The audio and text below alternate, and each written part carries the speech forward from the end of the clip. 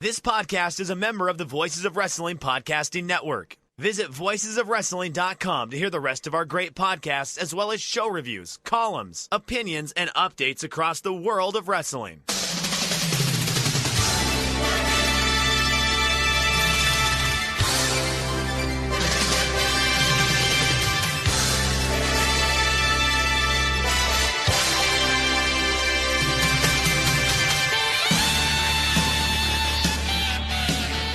Hello everybody and welcome to the Super J-Cast. I'm Joel Abraham, joined by Damon McDonald. How are you, my friend? We are good. Destruction is over and lots to talk about, lots to sink our teeth into, ramifications throughout. Big title change on one of the shows that we missed last week because, of course, we record and it has a shelf life of about 24 hours, if that. But this show will have a long life, and we'll get into it right out of the gate, I'm sure, because, I mean, there's certainly a lot to talk about. And all roads lead to Wrestle Kingdom, and I think we have a couple programs already set in stone. Have you had a chance to dip into any of the sumo? Because the Akibasha has come to a close, and we have a champion. It's the Yokozuna Hakuho, who went 15-0 throughout this tournament with a really quite remarkable run.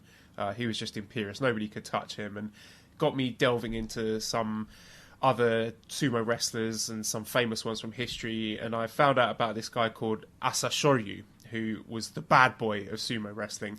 And I found this little excerpt from an article. Asashoryu brawled with other wrestlers in the communal baths. He barked at referees, an almost unthinkable offence. He pulled another wrestler's hair, a breach that made him the first Yokozuna ever disqualified from a match. Rikishi are expected to wear kimonos and sandals in public. Asashoryu would show up in a business suit. He would show up drunk. He would accept his prize money with the wrong hands. And one time he said he was out injured and ended up appearing to play in a charity soccer match. So this guy sounds brilliant. Yeah, he sounds like right off our alley, right? He really does. I watched a little bit of it. I mean, here's the thing. I think it's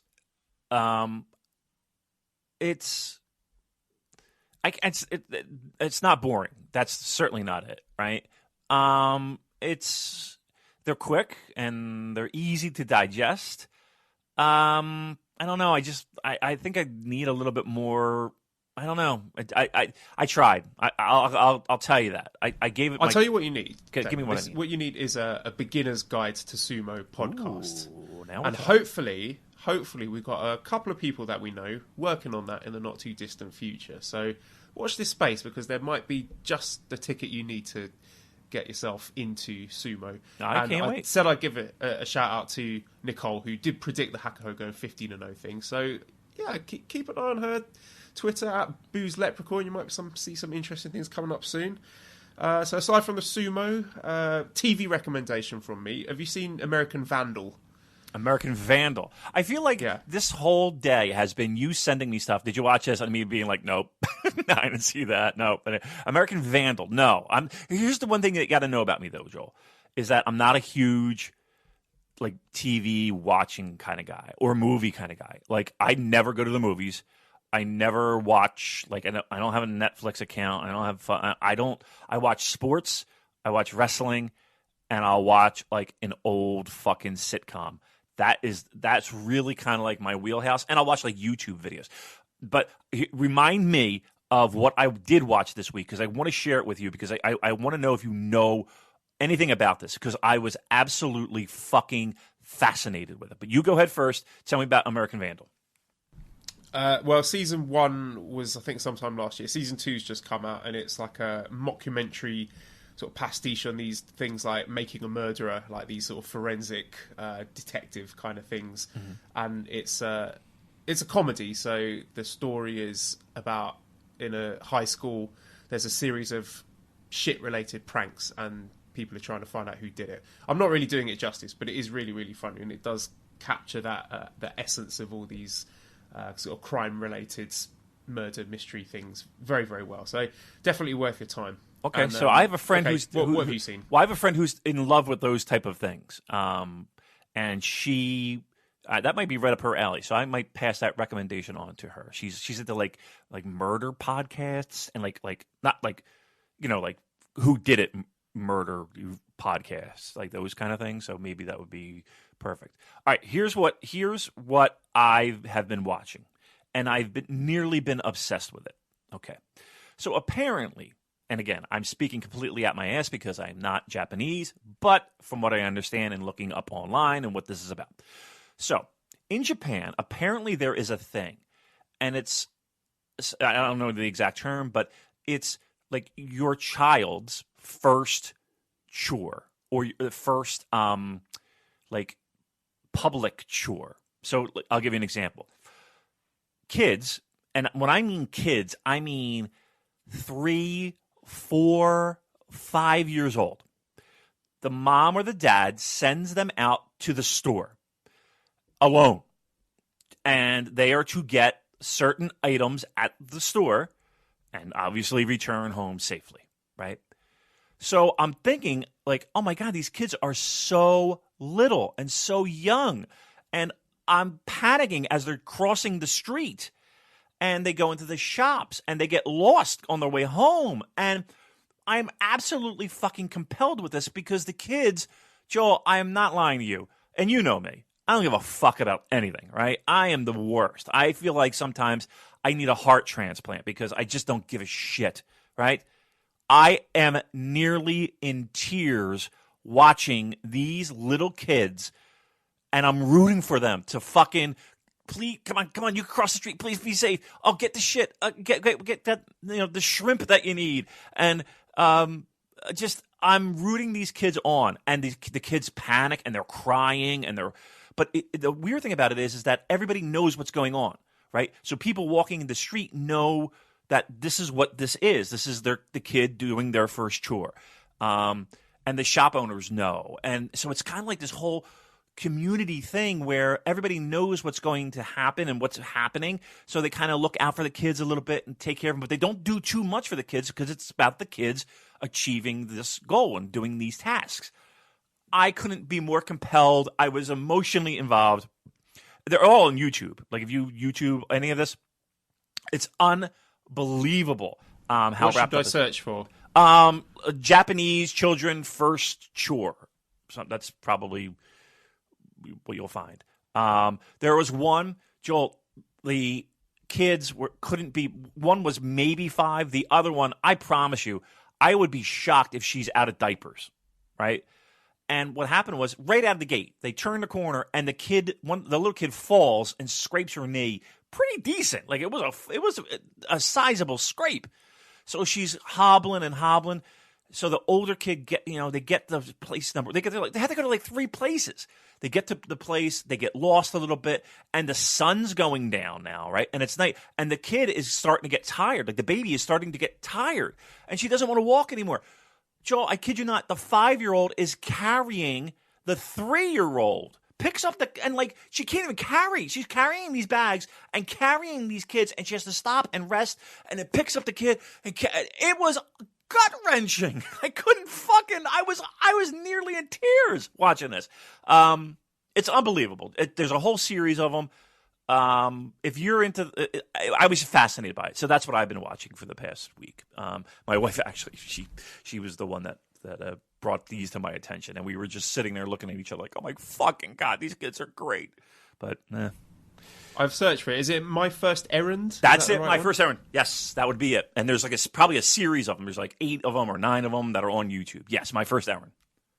I do remember last time I was in Japan, we were walking around somewhere. It might have been near Kobe, actually, seeing very, very small children. I think they were on their way home from school just by themselves, and then you'd see like a local police officer helping them out and helping them cross the road and showing them where to go, and just all the local people there was just this real sense of community there. Like, yeah, you could trust the town, as it were, to take care of your kids. Like there wouldn't be any danger of letting your kids walk around by themselves. I couldn't imagine that doing it here. Like, honestly, if somebody saw that, the first phone call would be to the police, and then they would probably be like, where are your parents, kids? And then it would be, okay, wait for the cops to come, right? That would be it. They would never even dream of something like that happening here, especially with all the fucking creeps that are out there. I was blown away. And again, Joel, these are not like 10-year-olds or 9-year-olds. These kids, I swear to you, 5, 6, 4, like they are little kids that are going to the market, and they look adorable. They're all dressed up. It's just so fucking cute. All right, there you go. There's our. Do they have like the massive school bags? That was one thing I noticed. Yeah, the massive school bags, and then they have like one of them. It was raining, so that they had this like this adorable little raincoat. Oh, why they do it so well there? We stink here in the States. Stink on ice. That's what we do.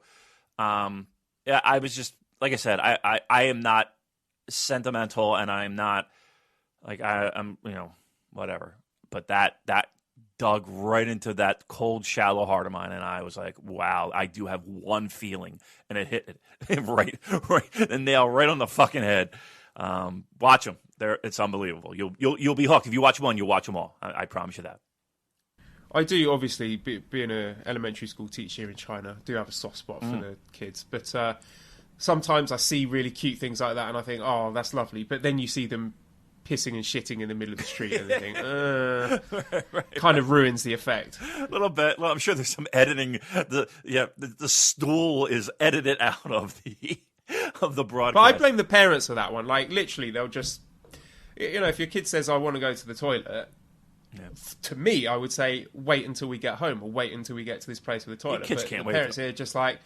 Actually, it's usually not the parents. I think it's usually grandparents taking care of them that do things like this. It's a person of a certain generation here who lived through events that must have been quite traumatizing. Who just like, okay, that's it. Just drop your pants right in the middle of the street, right next to the bus stop. Yeah. Oh boy. Yeah, you got to take them into a. Well, here's the thing too. Have you ever in Japan? I don't know if you have these in China. Maybe you do. I don't know.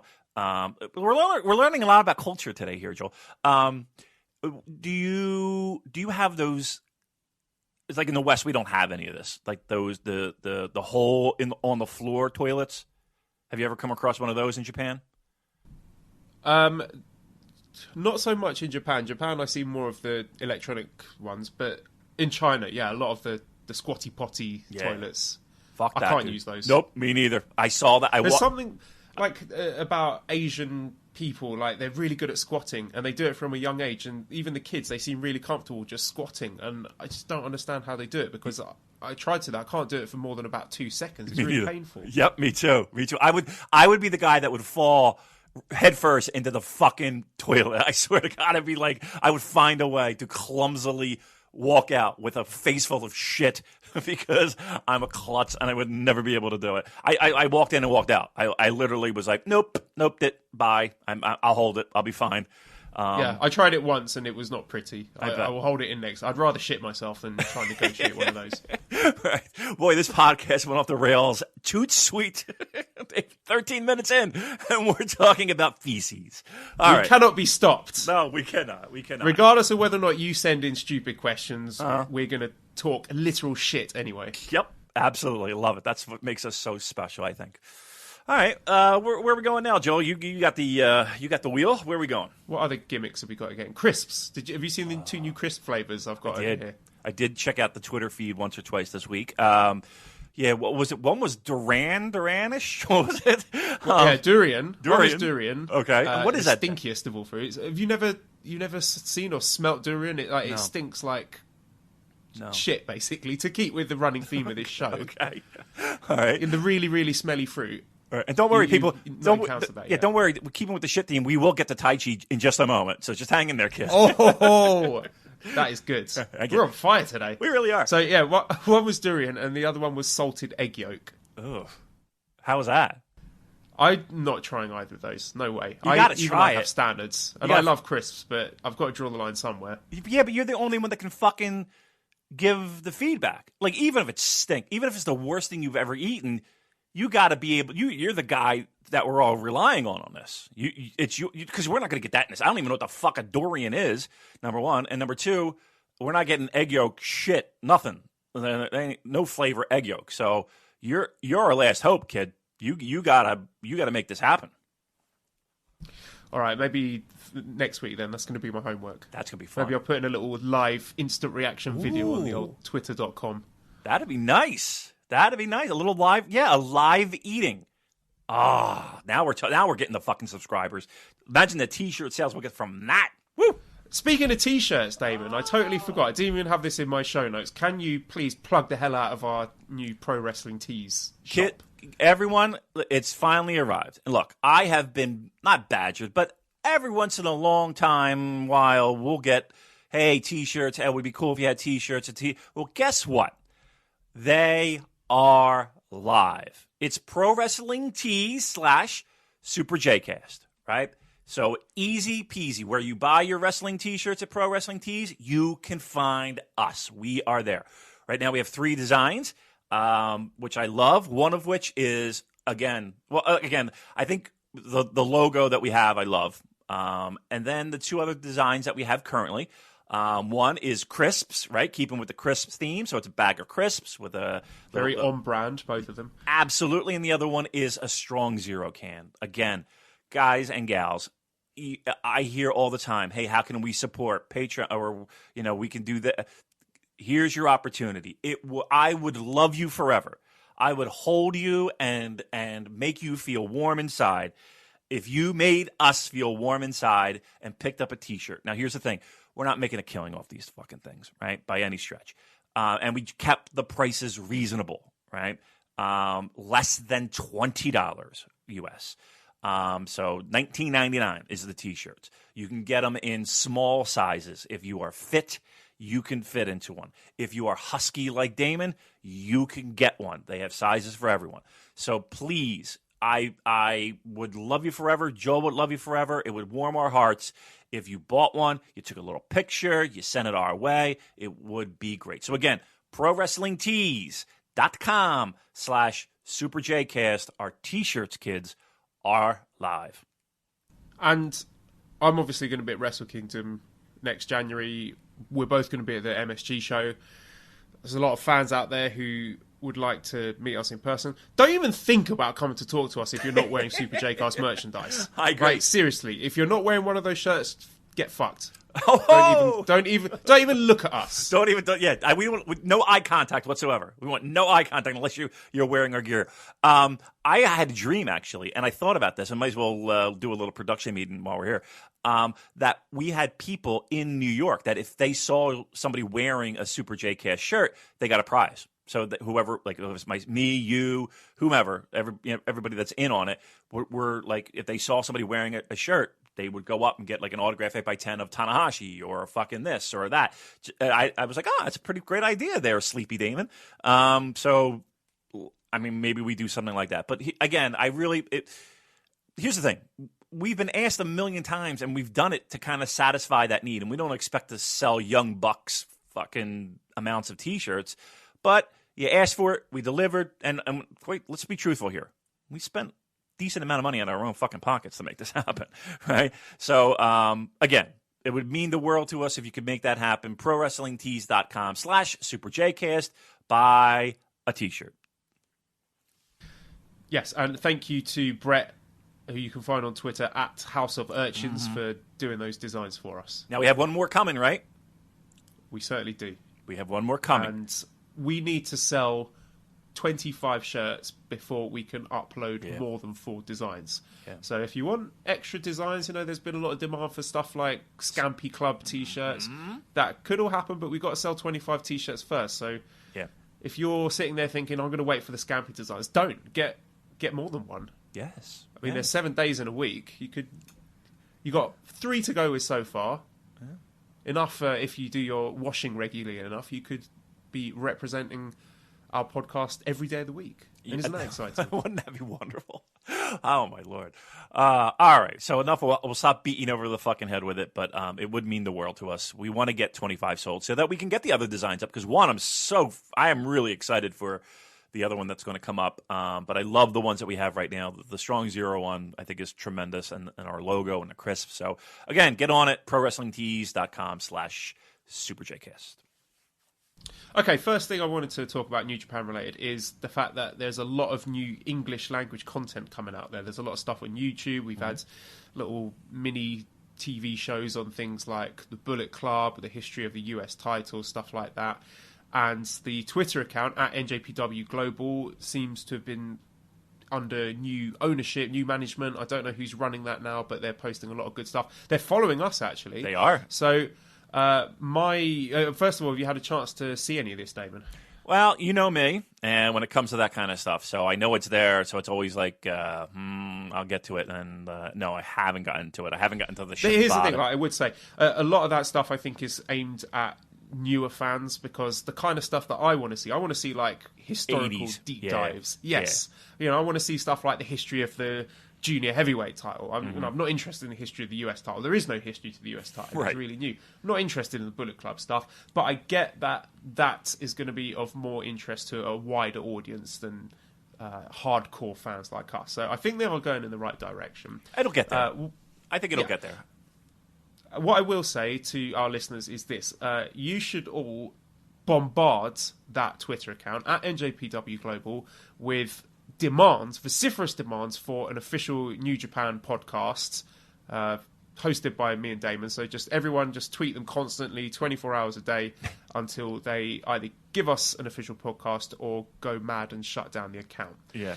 Because we spoke about it last week, and if this dilemma does come up, I've said it before, if we do get the phone call from Harold May and he says, okay boys, we want you to do the official New Japan podcast, but you need to mind your language, you need to toe the company line, you are not allowed to criticise anything anymore, you're not allowed to bury anyone, no talking about crisps or cats or strong zeros, you've got to praise who we tell you to praise, give the star ratings that we tell you to give, and just generally do what we tell you to do. And you know what I would say to him? What's that? Where do I sign? Do you know Peter Rosenberg? I do. So he had a really popular. Well, I think he still does have the podcast, Cheap Heat, and I was a huge fan of that. And he was a really charismatic, funny guy, very good takes on the landscape of WWE. And then he got involved with WWE somehow. I don't know if he's signed by them on a permanent deal, but as soon as he sort of got his fingers in that pie, then the quality of the podcast just dropped. And the one day I was listening to him like burying Raw, the next week it was him doing kayfabe interviews with Naomi. So obviously he's been given the check and he's just totally sold out and is towing the company line. And he's my hero, Damon. I want to follow in his footsteps. Yeah. All right. Listen, Sam Roberts is the same way. Sam Roberts was an intern for one of my favorite radio shows, the Opie and Anthony Show. I thoroughly enjoyed it, and the lovable Jim Norton. And he was there, and he was an intern, and then he stuck it out with Sirius XM. And he was always a big radio guy, but he was also a big wrestling fan, and he would always mention wrestling stuff, and they would always make fun of him. And look at him now; he's on plenty of broadcasts, and the hair never looked better. So yes, I could do the same, right? I could be the same. So why don't we? Yeah, I would do it. I would do it in a fucking heartbeat. Here's the thing, though. I really feel like, and I think that even though an official one. See, here's my with an official one. I think that they would grab, like, Kevin Kelly's a fucking workaholic apparently, so they would probably grab him to do it, and what have you, and that's fine. But I really feel like, and I've said it before, that some of the best content is fan created content. Now, if they said, listen, Damon, Joel, watch the fucking language. And they would say it that way, too. Watch the, I mean, we could do that, but I want to, I really feel like that every company could use that. Now, again, because it's a voice. I really think that we are a voice of fans, and I think that's an important thing to have. Like to give out the company line is one thing, and I understand controlling your marketing message, but I really feel like the passion and the fire and the true fan, should I say, like goes out of their way to find a Super J-Cast or Keeping It Strong style or wherever you find your content, whatever that, the Voices Wrestling flagship, whatever floats your boat. WrestleSplania, is it? I mean, whatever one you want to fucking follow. That to me, those things are genuine and heartfelt, and where you really get the true passion for what pro wrestling fandom is all about. Now, I will say this as well, Joel. I can't think of any sport, and I can only speak of sport because I really only know of that from a podcast perspective. Like, I'm not listening to an entertainment podcast or because it's just not my thing. Not that I'm knocking it, I'm just not for me. I can't think of anything else sport-wise where the sport goes out of their way to finger wag the fandom like pro wrestling does, right? Like, there's a lot of people within pro wrestling that just fucking like, we're the marks and we're the fucking, just sit back and watch it, like, we're like that. You get that a lot. And I don't see that in hockey podcasts. I don't see that in football podcasts. I don't hear that in baseball podcasts. I really think that's like a really, like imagine this podcast, like if it were a football one and being like, we can't criticize Peyton Manning. Or Peyton Manning's retired, but you get my point, right? Or Eli Manning, or Carson Wentz, or fucking Nick Foles, or whatever, right? We can't criticize their performance. Whereas pro wrestling, it's like, just watch it. I only feel that in pro wrestling. I think it's a weird thing. Anyway, we're on a tangent. I'm sorry, Joel. What are we talking about again? I have no fucking idea.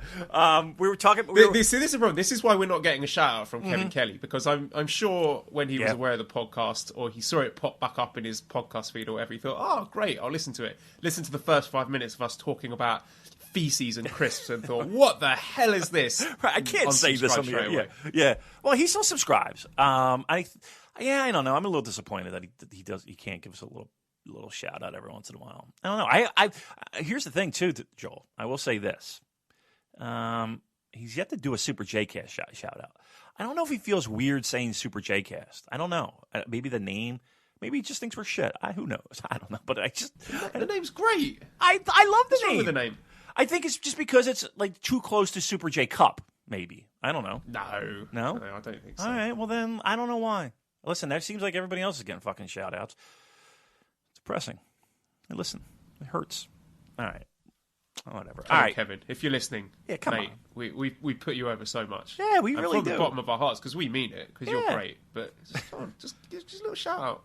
Show. I mean, listen, you made it all the way through past the feces talk. You made it this far, right? See, obviously you're listening, right? Come on. Maybe next time we need to do the Kevin Kelly ass kissing right at the top of the show. I mean, he'll come on this show, I guarantee you. Like, I guarantee you, if I send him a text, he'll respond. That's right. I get the text. I don't do no fucking direct messages, right? I get the text. If I send him a text, I think he'd come on. I really do. I think he'd come on. But here's the thing. I know this sounds weird. I don't want this show to be all interviews, because I said it before. I think sometimes pro wrestling interviews with pro wrestlers sometimes are a little like, not really giving you much. But I think Kevin Kelly would be awesome. I would love to do a three-way dance, a three-way roundtable, a three-way whatever the fuck with Kevin Kelly. I think that would be tremendous. And again, I think he's friendly and fun, and he's just a good guy. And yeah, maybe we'll reach out to Kevin and get that taken care of, and then he can square away why he can't say our fucking podcast on a broadcast. Jesus Christ.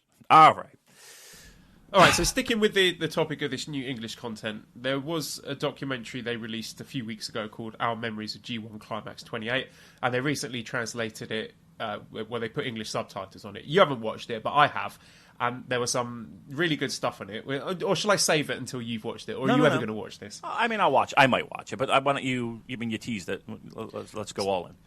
Here are some highlights. There's a lady, a Yoshihashi fan, who, when questioned about the criticism Yoshihashi was receiving, started crying, like actual tears pouring down her face because she was so moved by the fact that Yoshihashi was being criticised. So we're going to get onto Yoshihashi later. I was about to say she probably had a real bad fucking weekend, this one. Oh, yes.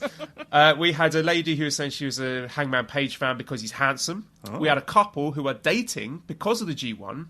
We had two of the most stereotypical gaijin Kenny Omega fans you could imagine. Tattoos, Bullet Club shirts, too sweet in the camera. We had an appearance from Fraser, who, as usual, was standing Sanada, his boy. Yep. And also, I noticed watching this that the Yoshihashi courting by Tanahashi started on G1. I didn't notice that at the time. That sort of flew under the radar, but it had a couple of backstage interviews and stuff, and Tanahashi was talking about Yoshihashi then, so there's been quite a long running thing. And we also had a fan talking about Shibata's return, so that's on 2 separate documentaries we've had people talking about Shibata coming back, so take that for what it's worth. Yeah. Is it good? I mean, listen, they do a great job with those type of things, so I can't imagine it not being great, but I like the little peek into the fandom. I think it's a good thing. I particularly enjoyed hearing about fans of all these different wrestlers and what made them fans of those wrestlers, because sometimes you don't think that somewhere out there's a really passionate Yoshihashi fan or a Hangman Page fan, and what got people into supporting those wrestlers. So that was really interesting look at their fandom, because that's something that fascinates me and I think doesn't get enough coverage and exposure, is what the average Japanese fan is thinking, because this is a Japanese promotion and they're the lifeblood of the company, and often we're too focused on our narrow little Western bubble. And I would like to hear more stuff like the line marks and things like that, where they're looking at the Japanese takes on what's going on in NJPW. Yeah, and again, I think I've said it before too, that especially when it comes to line marks, they found a niche. Is that the word? Niche, however you want to pronounce it. They found their angle, and I think they really satisfy a certain want out of New Japan fandom. I think they do a really good job and a creative job, and I think they really hit. Pardon the pun. They hit the mark. All right, next thing I want to ask you about. Did you see this thing in the Wrestling Observer news about Katsuya Kitamura, who Dave Meltzer said apparently his leg got crushed in a scooter accident. That's why he's been on the shelf. Now, I can't imagine a scooter being able to crush his leg. His leg is it's huge. It's like made out of concrete and iron. I don't know how it was, finally that got out. How does that get, I don't want to say covered up. That's probably a poor choice of words, but how does that not get trickled down to people knowing that it was a scooter accident? That had to be one fucked up scooter accident, right? Again, that wasn't like a concussion on a random match in the middle of Fukuoka, right? If this was a scooter accident, how did we just find out about this?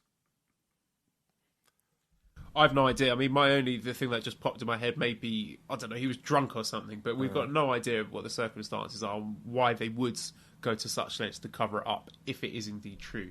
Yeah, I mean, again, here's another thing too, and again, again speaking completely out of my ass, and I'm sure that there are many others who live in the country and who can speak to this or not speak to this, or verify or not. But it does feel like when it comes to injuries and medical issues and stuff along those lines, privacy is really paramount, right?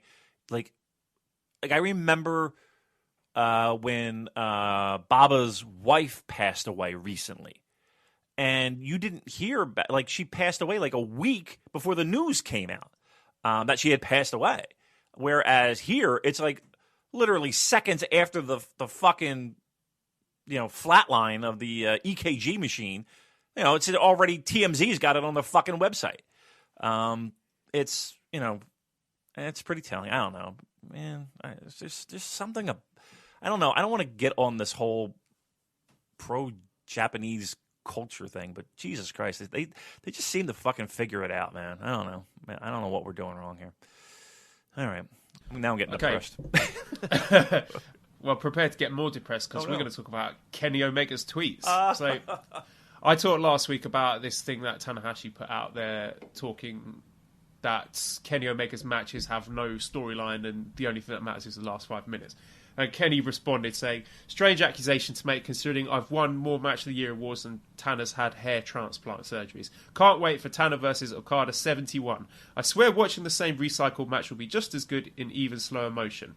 And then there was this big, quote-unquote, explosive interview on the New Japan website, and he said, the thing is, I know that New Japan, all the time, they don't want to have to use me as their main event star, as their number one. Of course they don't. Look at the way they push Tanahashi. They still call that old fucker the ace. He still appear on TV. He has a movie in Japan. It's embarrassing. Absolutely fucking embarrassing. And it's lots more stuff burying Tanahashi here. So I've got a few thoughts on this. First thing, why were they doing this before the Tanahashi versus Okada match? Right. Because that seemed to telegraph the result, that if they're building their Wrestle Kingdom feud already, then that makes all the Kenny title defences and all the briefcase defences a foregone conclusion. Secondly, I've heard a lot of people criticising Kenny Omega for his comments, but I'm actually going to give him a pass on this one because he's clearly positioning himself as the heel here. And I think this whole persona of being an absolute egotistical prick who's only cares about the star rating of his matches, I think that kind of works for him. It kind of works for his character. What compromises this is, in the first place, Tanahashi talking about the way he lays out his matches. Because why is the babyface talking about that? The babyface shouldn't be talking about match structure. The babyface should be saying stuff like, okay, Kenny, you just worry about getting your 5 stars. I'll give you a 5-star main event, and then I'm going to kick your ass and take the title. That's what the babyface should be saying. So I don't like Tanahashi talking about the storylines behind the matches and all that stuff, because where's the drama there? Like, what am I supposed to take away? That there's going to be an ideological dispute between the two of them when they sit together backstage to lay out their Wrestle Kingdom match? Like, where's the drama there? What am I supposed to be thinking? And the other thing that I would say to one criticism I throw at Kenny Omega about all these comments is, you do not bury your opponent. That's like rule 1 in pro wrestling. You don't bury your opponent. You don't call him an old slow man, because then if you beat him, you've just beaten a slow old man. And if he beats you, well, you just lost to a slow old man. So it seems like basic, like pro wrestling promos 101 to put over your opponent in an effort to build drama for the match. So what are your thoughts on all these things that Kenny's been saying in Tanahashi? Like, I don't understand. Like, and I'm right there with you when you say Tanahashi talking about match structure and how the last 5 minutes is really the important stuff. And again, it's 2018. I think the it's not 1979. It's not the Destroyer and fucking Baba. And I understand that. But I just think it's weird that you're even mentioning something like match structure. Like, just why would that even be in a conversation of hyping up a match? Because that's what their jobs are. I don't understand that train of thought being in any wrestling promo, to be truthful. I don't get that. So he's talking about match structure. Does the common fan, like, does the average Japanese, or do they care about that? Like, do they, is that something like I don't see a Japanese fan giving 2 fucks about stars. You know who gives about stars? Westerners, right? When I go over there and I talk to my Japanese friends, they don't give a shit about stars. They know a great match, don't get me wrong, but never once have I heard, Masa or Fumi or anyone mention stars. When I first time I heard fucking stars in Japan was from an Australian friend. Meltzer gave it 6 stars, and we fucking pissed our pants laughing. So I don't see how that resonates with a lot of fans. Then Kenny follows it up with, and again, his gimmick and his, you notice how he's really no longer the cleaner. He's best bout machine. Okay, fair enough. But again, it's we're arguing over match structures and how we wrestle and all that stuff. And to me, that seems just missing the point. The point is that you're challenging for a title, kayfabe. That's the storyline. That's what people are, at the end of the day, are hooked into. And the matches help help lend to that immersion in the title chase. But like, I don't want a feud to be over who has a better match structure. Like, I don't give a fuck. As a fan, I don't give a fuck. right? I know both of them are great, but I'm not going to have that be the center point of why they're feuding. It makes no sense to me. And I just don't think it resonates with a lot of people. I could be wrong, but that does nothing for me. Yeah, two guys telling each other that their matches are shitty and boring does not make me want to think, oh, well, when these two guys get together, it's going to be amazing. Right. But this is not a good build-up for Wrestle Kingdom's main event. Right. And again, it's when we talk about stars, it's, Kenny's, pacifying, observer readers and torch readers and people who listen to podcasts. Tanahashi, I don't know who he's trying to connect with on that one. Again, everybody understands it's a wink, wink, nudge, nudge kind of thing. We all know that underneath the surface of pro wrestling, yes, match structure is important. Yes, working ability is important. Yes, all of that, right? It helps us to determine in our own minds who we like, who we don't like, who we think is good, who we don't think is good. But I just don't think that should be a focal point for a pro wrestling feud. It makes no sense to me. It really doesn't. I don't know. It's just a weird. That was a weird stretch. And here's the sad part about it. I think it's going to get weirder. I don't think that's going to ease up. I think we're going to hear more and more of that at leading the Wrestle Kingdom. And I'm not. That doesn't do anything for me. I'm not sinking my teeth into that. It is some stuff for us to kind of talk about, to say, hey, Kenny has this style and Tanahashi has this style. Which one do you prefer? But you're right. Like at the end of the day, what is this match about? It's about them kind of hashing it out backstage, how they're working the match. I don't see how that is important. Now, I will say this as well. It's about the friggin' IWGP Heavyweight title, which neither of them has mentioned in any of this. Right, exactly. Now, again, New Japan and has had those instances where style and the way that people wrestle and the way that people work. We talk about that Inokiism a lot, and I'm reading some stuff in Eggshells, by the way, which is an incredible. What a wonderful! If we haven't said it before, we talked about T-shirts. Buy our T-shirts, but if you're on the fence or you just haven't gotten around to getting Eggshells, and again, we're going to be on the podcast shortly. We're excited for that. But if you haven't gotten that book, what a great resource! My favorite books are ones that I just pick up, put down, pick up, put down, pick up, put down, use as reference, look at that. Oh, I remember that. Oh, I don't remember that. I got to look at that. What a great job Chris Charlton did. Just fucking unbelievable home run once again. God, I just needed to mention that. But in Eggshells, they mentioned build up to Ogawa and Hashimoto and Styles and how Inoki wanted to have more of a fighting discipline and have that be the NWA champion at the time. And so it's always been a somewhat underlying current in New Japan. But again, I just think that this has gotten a little bit out of control, and I'm not into it. We'll leave it at that. Okay, well, speaking of brilliant stylistic matchups, let's move on to the Destruction in Beppu, which took place on Monday, September 17th in Oita, in Beppu, where apparently there's a lot of the, what do you call them? So is it the onsens, the hot springs? Sure. And we're not going to go through the whole cards, just touch on the top two matches. So we had our Cartwheel Deathmatch for the Never Openweight Championship, where the challenger Taichi defeated the champion Hiroki Goto after 20 minutes after a Black Mephisto. So we laid down our ground rules for this challenge. If it reached 4 stars, if there was a general consensus of 4 stars, Damon would be doing a cartwheel. Damon, I think you're safe. So the people I consulted, Joe Lanza is giving it the gentleman's 3. Gran Akuma, 2 3/4.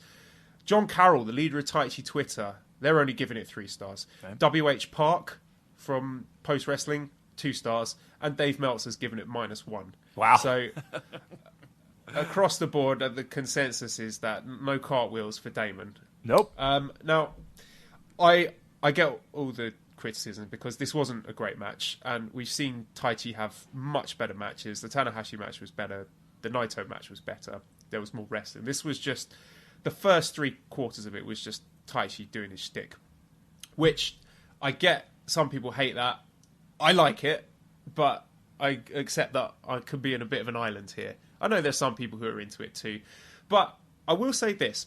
This was a bad match, but I found it really entertaining. I couldn't take my eyes off it.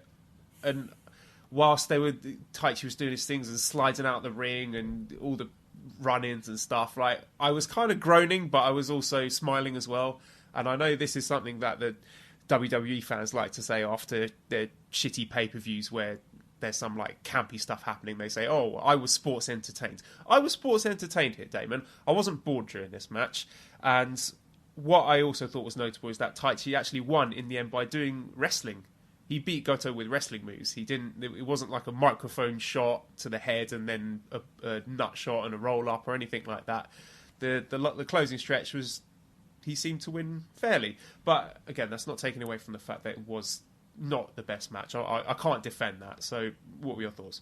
Look, the lack of Cartwheel, and there wasn't even a doubt in my mind. There wasn't even like, oh, I might have to, this might be a close, not even close. It wasn't even close. Now, I posed the question to you. And listen, I am not a fan of Taichi. I think he stinks. I just cannot, it's not for me, right? Just not for me. And it's so much not for me that it's even hand waveable in the middle of a fucking card, right? In a tag match or in just, the minute I'm not interested. He is a complete fast forward for me, right? And it's just not my cup of tea. Now, even with that said, what is somewhat inexcusable to me, and again, the last one that I can recollect, a main event, would be once again a Suzuki-gun member, Suzuki Elgin, right? Remember that match and how just like mind-blowingly awful that was. This was worse. I thought this was worse. And again, if it's the middle of the card, I can somewhat even stomach it because at least I can justify it and say, well, look, there are people that like it. There's people that enjoy that. There's people that, and it serves a purpose and it does what it does and it's in the middle of the card. No harm, no foul, whatever. This was the main event, man. And again, these destruction shows feel to me like B-level shows, right? I'm not the biggest fan of spreading out what could be one solid card into three shows, right? And this main event was, I would say, the worst main event so far in New Japan. And again, you'd have to go back to that Elgin Suzuki match for me to give such a low rating. And I'm in agreement with just about everybody. In a main event. To me, that main event was unacceptable, given the standards that we're accustomed to in a New Japan main event. Wait, so we're talking about the Naito Suzuki match here when you say the main event? No. Let me take that back, and I misspoke, and I apologize. Semi-main event. Yeah, I don't know if I can really defend that. I think we're used to a level of wrestling in New Japan, co-main and main event, and this wasn't it. No.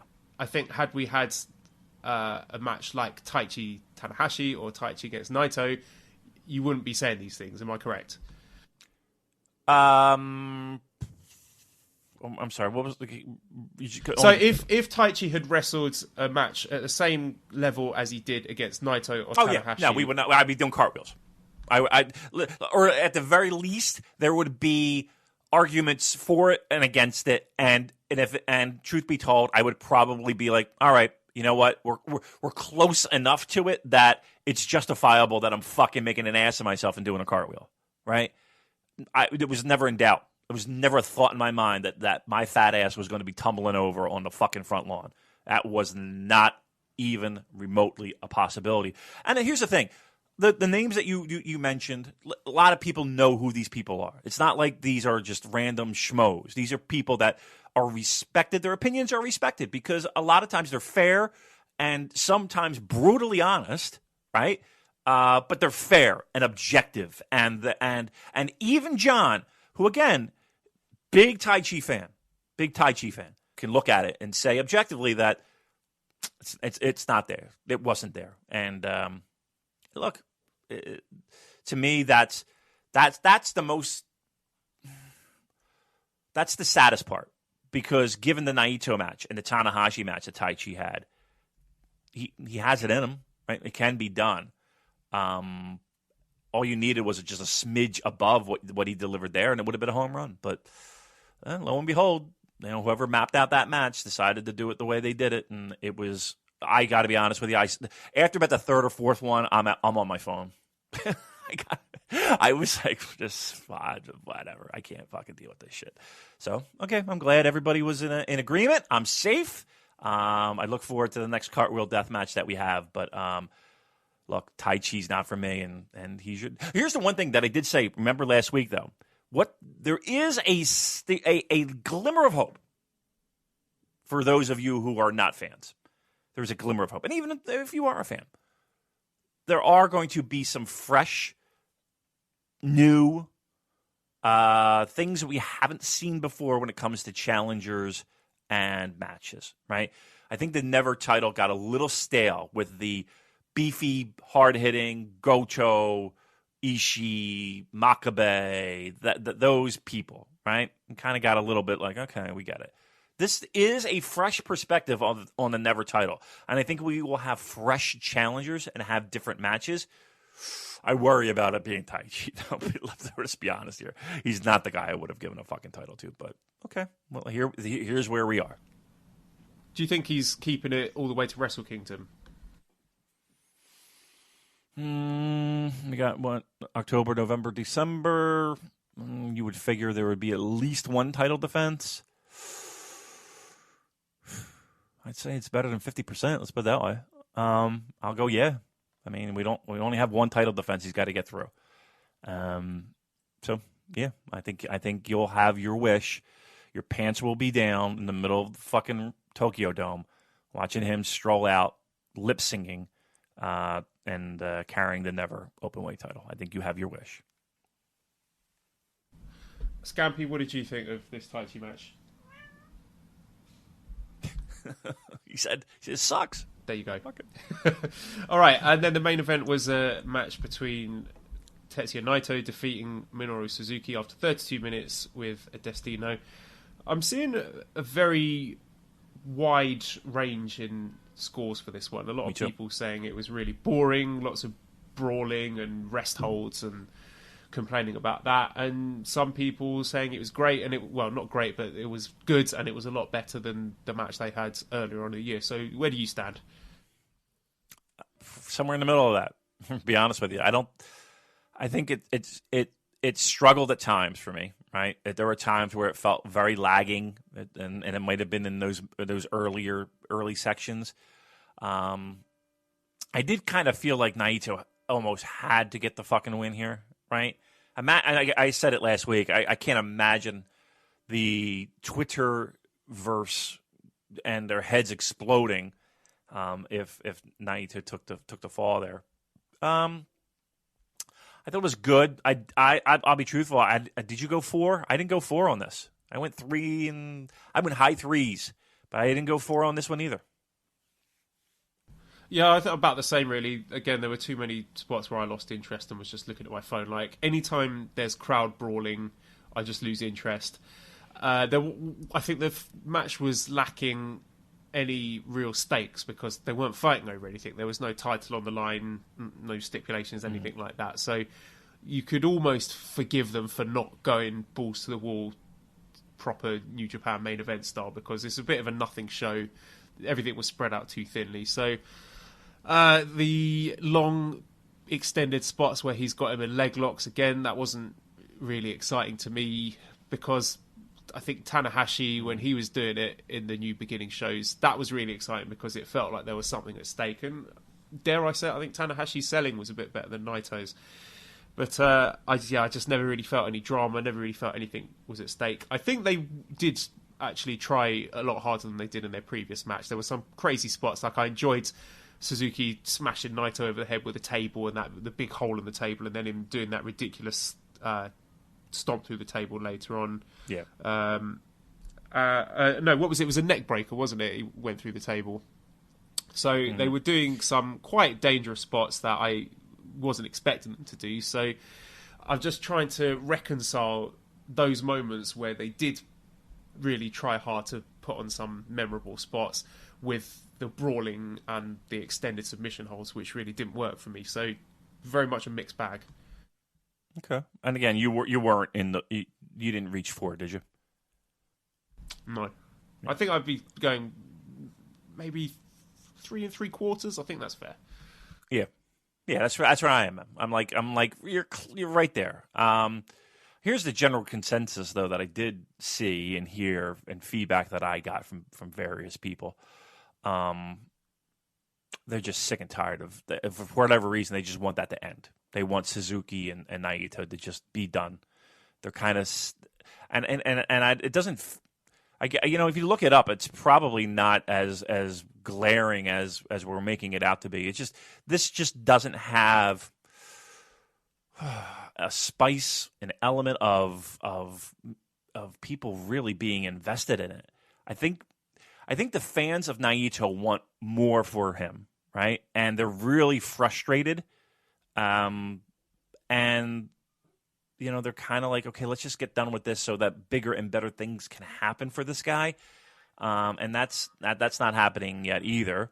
And it feels like it's Evil and Jericho that'll be the next program for Chris and Evil.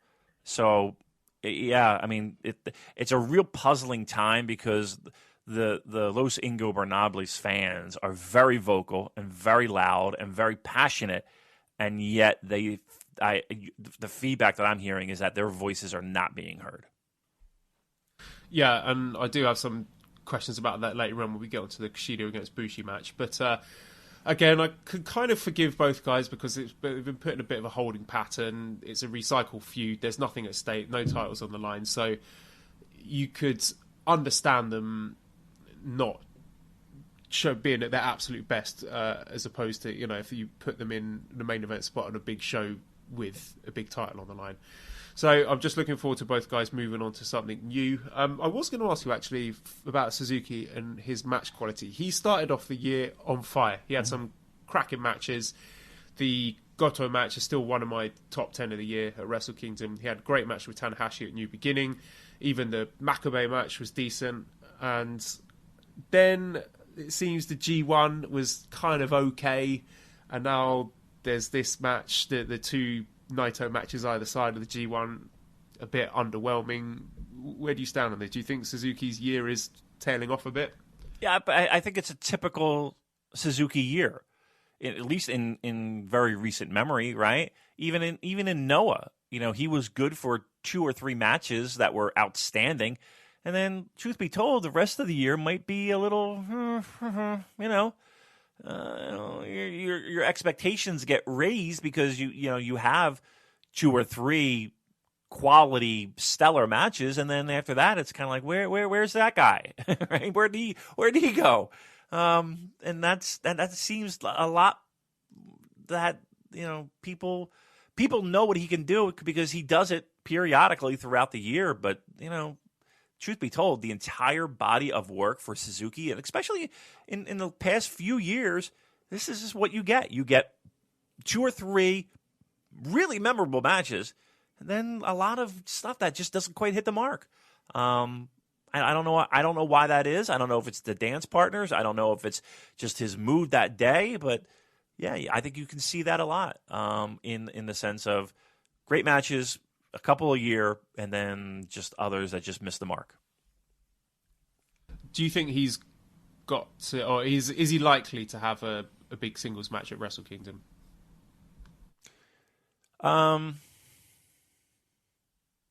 As of right now, I think he would.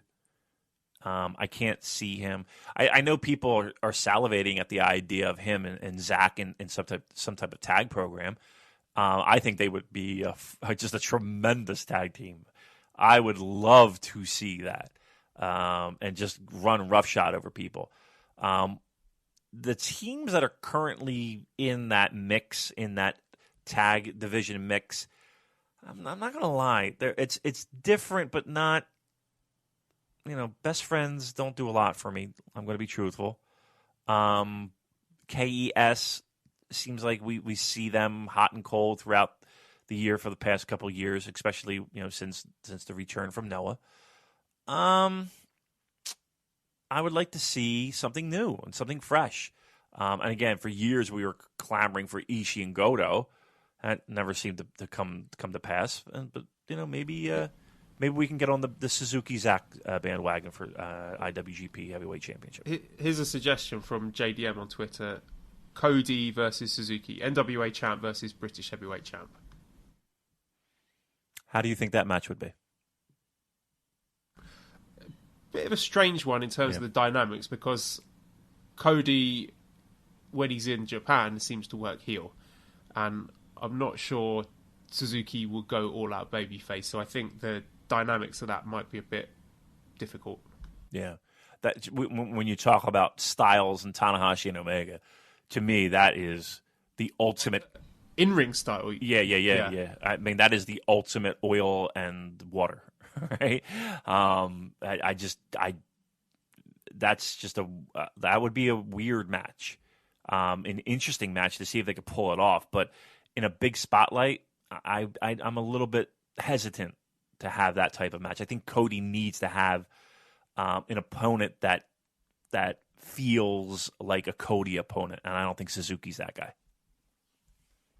All right, well, let's get into yesterday's show then. So this was Destruction in Kobe, the home of delicious beef. Oh, I know I've said it before, but the beef I had there is just... I need to go back. So we had an opening match, Yota Tsuji and Yuya Uemura going to yet another 10-minute time limit draw. Yeah, I've been there from the start with these guys. Like, I think I've seen all their matches that have been televised, all gone to 10-minute draws. And it's nice seeing them evolve gradually. Their looks are slightly different now. Tsuji, like I mentioned before, I think he's looking really good now with a beard. I think it's a good look for him. He actually reminds me of the sumo wrestler from the movie Bloodsport. Got a similar look to him. And I like his intensity in the matches, like a lot of barking and shouting, which I think helps him. I think adds to his persona. And Uemura seems more like the undersized, compared to Tsuji, the undersized baby face who's working from the bottom. He's got the superior grappling skills, and it seems that in these matches Tsuji is getting the upper hand. And eventually, I did ask Kevin Kelly about this a few months ago. He thinks ultimately Tsuji is going to be the person who gets the win over Uemura. Any thoughts on this match? I like the idea of two guys at the same level not being able to get one up on the other. Right. And I did actually listen to the English commentary, and I like the fact, and it kind of got me a little bit even more into it in the sense of I was hoping it would be a draw. Right. So as the finishing sequences were playing out, there was moments where, one would get the upper hand and then kind of fight back. And then there was one spot where they were both just teeing off on each other, and time was running out. And, I like the idea of two guys basically at the same athletic level not being able to get one up on each other. I like the way that story's. And then here's the thing, too. What this does is that when that win comes for one person or the other, it makes it that much more special to me, right? Because they easily, right from the jump, could have been like, all right, one guy goes over, the next guy goes over. Okay, this guy gets 2, this guy gets 1. And they could have played it out, and they could have been, split 7-5 or whatever. And I don't think it would have been as meaningful as they're literally looking for their first win against each other. And every time they go out there, and they can't do it in 10 minutes because they're so evenly matched. I like that story. I like that idea, and it got me more into the match. I got to tip my cap to Geto in keeping that draw storyline going. I like that. Yeah, I was listening to Rich Craich, who was doing an instant reaction show, and he was saying that one of the appeals of this is you want to watch these matches to be there when eventually someone wins. Yeah. You want to see that first match where either Tsuji gets one over on Uemura or vice versa. So that's kind of the appeal. Like, you kind of know it's going to go to a 10-minute draw, but you just want to watch it just in case, to be there for the momentous moment when someone wins, which is going to give you a big hat tip as to how the office view their relative standing, like who they see as superior to the other.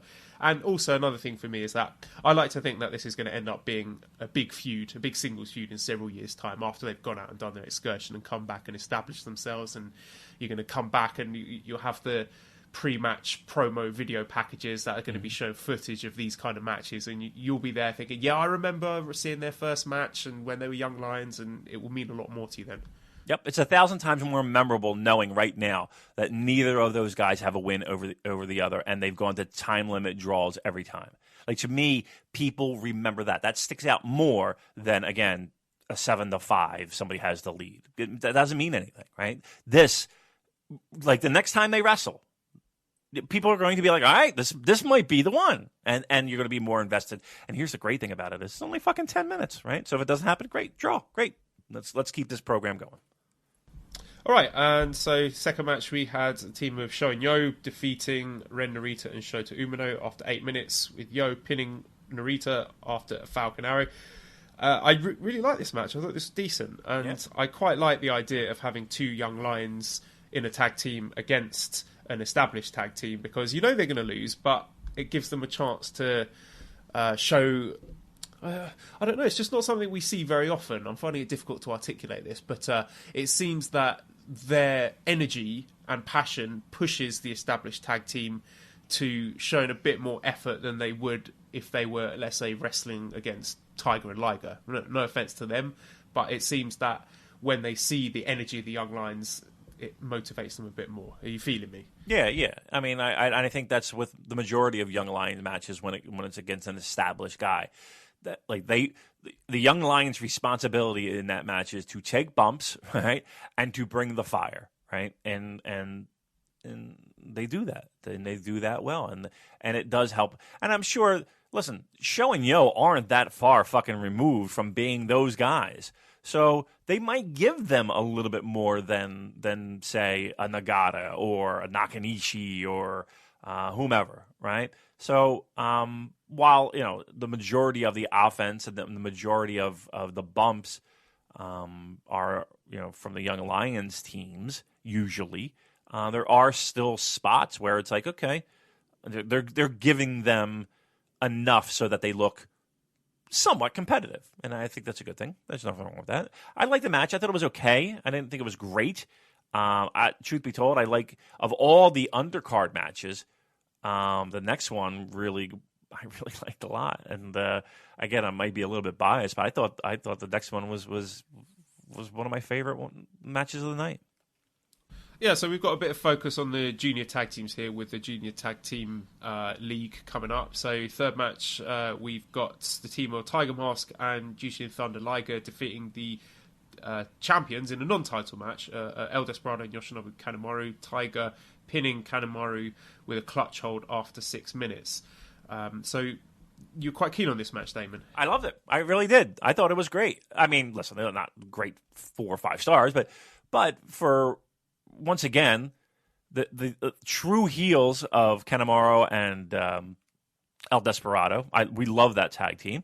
And I like the way that the match started, where it was, you know, we're going at a very fast pace, and it felt like they didn't stop once.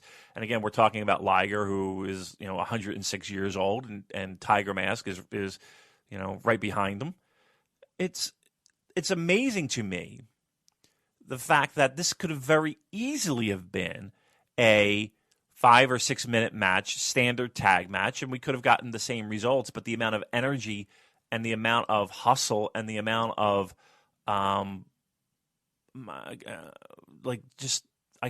you wanted Liger and Tiger Mask to win, just because they were getting fucked over in the beginning.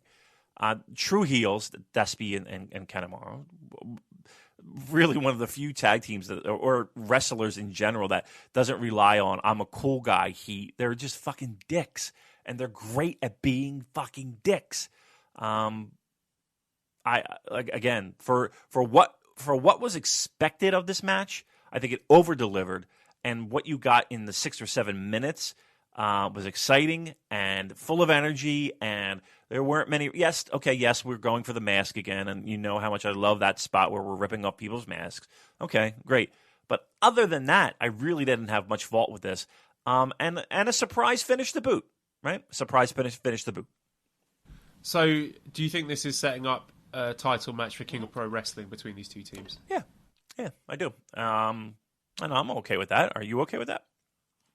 Yeah, I like the team of Tiger and Liger. I think I underappreciated Tiger Mask before the Best of the Super Juniors, and then when I saw his work during that, I reminded myself, hey, this guy's actually pretty good. Yeah. And I'm always a fan of Liger, so I quite like the dynamics of the grumpy veterans against the dickhead heels. I think it works.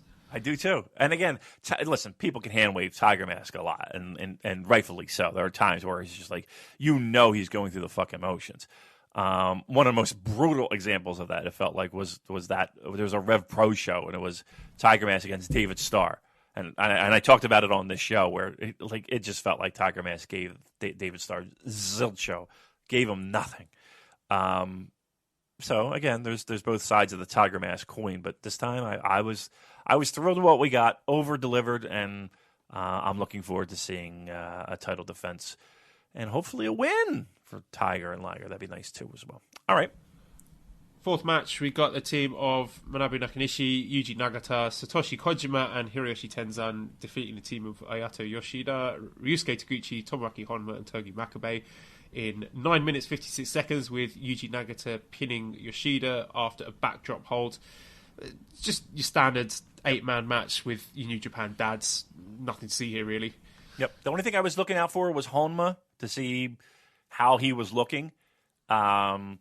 I mean, I can't necessarily say anything was good or bad, but I did pay special attention to that arm. And it didn't look as bad as it did the last time. But that was probably the one thing I was looking at the most was the state of Honma. Honma Watch. That's a new segment on the show. Fifth match, we got a tag team match with best friends Chucky T and Beretta defeating Killer Elite Squad, Davey Boy Smith and Lance Archer in 12 minutes, with Beretta getting a surprise clutch hold pin over Lance Archer. So I said when we were previewing this that I thought the winner of this match would go on to face the winner of the tag title match, Young Bucks against GOD at the Long Beach show. But, of course, they've traded wins now. So are you excited to see the inevitable third match between these two teams? No. I mean, no, I'm not. Let me ask you this, though. Match aside, right? And, again, they all work hard. It's just, I had heard, and if you noticed, Lance Archer, we're not the water fountain anymore. We're not the spitting water. Is that a direction from up top, or do you think that's Lance just deciding not to waste and conserve water? I think it is a direction from up top, because we got a question about this from Jason. He said NJPW has banned Lance Archer's spitting entrance, but for some reason that Taichi Goto match was acceptable. A, what kind of backwards ass world are we living in? B, can you mention Lance Archer's asked fans of his entrance to tweet at NJPW? So I saw that tweet with Lance Archer saying, if you like my water fountain entrance, please let New Japan know about it. So someone must have said to him, don't do that anymore. Yeah, okay. Well, yeah, then that does make sense. Again, I know, look, I don't want to be spit on if I go to a wrestling show. You know what I mean? I know that supposedly the fans are really into it and they want to. I'm going to pass on that. So yeah, I'm not going to say that's a good thing, but I think we can do better than my gimmick is to take water and spit it on people, and people being fans. That's, I don't know. It's kind of gross, actually. All right. Do you agree with me that singles Beretta is a lot more interesting than best friends? Yes. Yep. Yes and yes. And again, I know that there's a large pocket of best friend fans. That's they find those two just so adorable. They're meme wrestlers, to coin a phrase from Joe Lanza from the Flagship. They're what wrestlers? meme wrestlers. Meme wrestlers, The yeah. best friends. They're meme wrestlers. Tumblr. They're Tumblr wrestlers. Yeah. It's again, people like wrestling for different reasons, and that's totally fucking cool. I mean, you can like whoever you like. Don't get me wrong. I would like to see Trent in a singles program. And when he turned heavyweight, right out of the gate, he got that title shot. It did seem very quick, but yeah, I mean, I guess we're warming up best friends for Tag League? Shoulder shrug? I don't know. I don't know. I feel that there's got to be a rubber match between these guys at some point to establish who are the next challengers to. Why does KES always get involved in these type of things? Like we had that with. Didn't we have this with God? We had this with War Machine. Like, why are they always like? It always seems like there's always this. Like they just can't establish dominance. I would be fine if KES just went in there and just won and destroyed and looked strong and just demolished people, and we could just cut to the fucking chase. But there's always these. Oh, they won here. Oh, they lost here. Oh, there's going to be a three-way dance. And oh, what about like it just seems like WWE booking, isn't it? It felt like I mean I hate to say it, but it just like. Once again, the tag division. Like, we got the Young Bucks as the tag team champions. We got that. That's a good thing. That is a good thing. But boy, oh fucking boy, they just. It feels like it's just an afterthought sometimes, and it's just like just let somebody be dominant and be a strong challenger for the fucking titles, and then we have to go through all this nonsense. I feel they're doing a much better job this year with the booking of the actual title matches themselves. I think they did do a really good job earlier in the year getting Evil and Sonata over Strong, and then Young Bucks getting consecutive wins over them. So no trading wins back and forth there. It's like, no, Young Bucks are the better team. Yeah. So I'm going to give them a thumbs up for that. But just this undercard stuff, why do we need to have the same match 3 times? I mean, just have one match with a decisive outcome, but then stick them in the 8-man tags or whatever. Like, I don't need to see this match 3 times. Yeah. Yeah, they love doing that. I don't know why they have an obsession with doing that. Those back-to-back nights and back-to-back matches, and they split them. It would be so refreshing just to see one team dominate, take both, and away we go. I've got a question here on the Discord from Mike, who says, how do you feel about the idea of NJPW giving Chucky T a try on colour commentary? I've always found it to be excellent in the informal environment of PWG commentary, and he really is probably better as a commentator than he is as a wrestler. Honestly, old Chuck wouldn't be over with me at all if he wasn't so great on PWG commentary when he was doing that regularly, and I doubt I'm the only person who feels that way. They could try some sort of low-key pro-chaos heel gimmick to revive the face-heel dynamic that was so great between Callis and Kelly if they wanted. Frankly, I think there's at least half a chance that he would be fantastic as long as NJPW encouraged him to be kind of loose and have fun with it. I love him on PWG commentary. It can get very inside, and it can get very...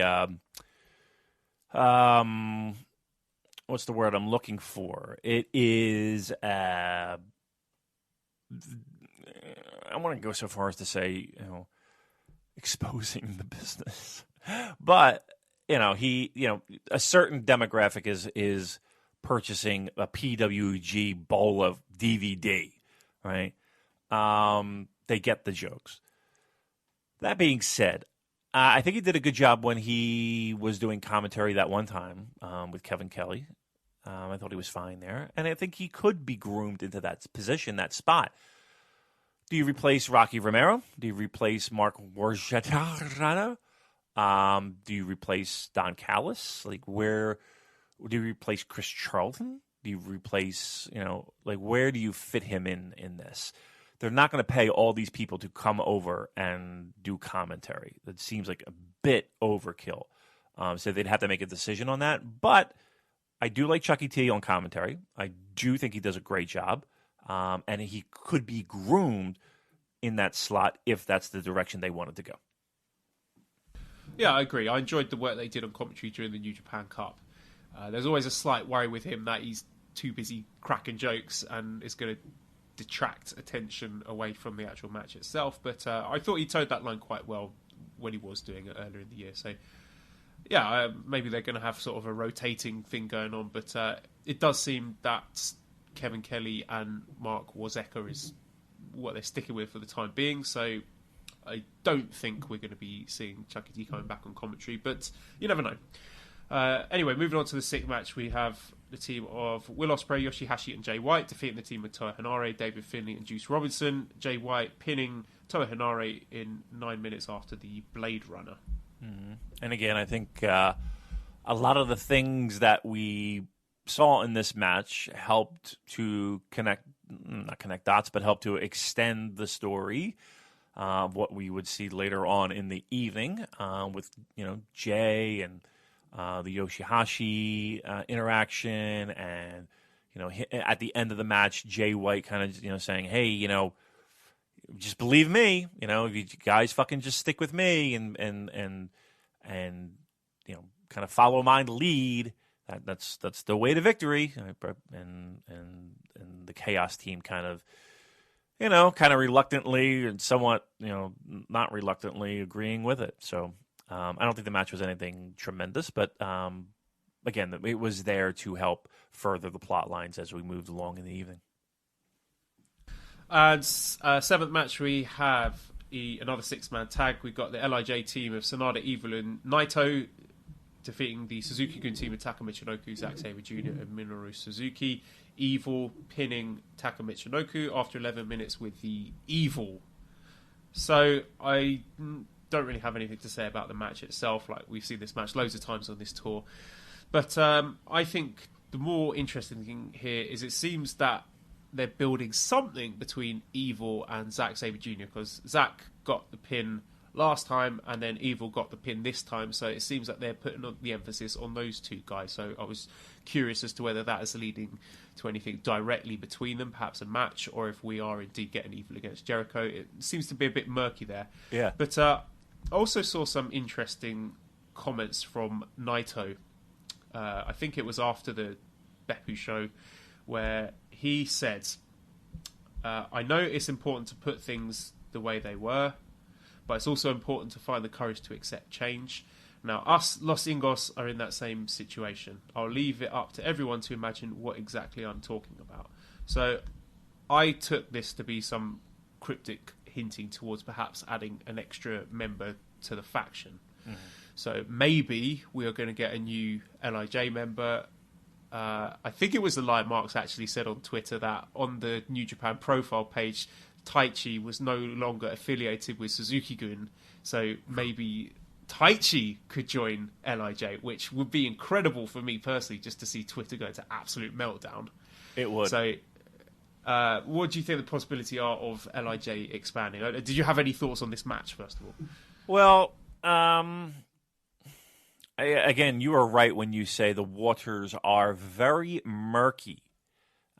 Is it Jericho with Evil? Is it Zack? I mean, we do have time here, but it does feel like an eternity with Jericho and the Intercontinental title, which, to me, the longer this goes, the longer this feels like a misstep to me.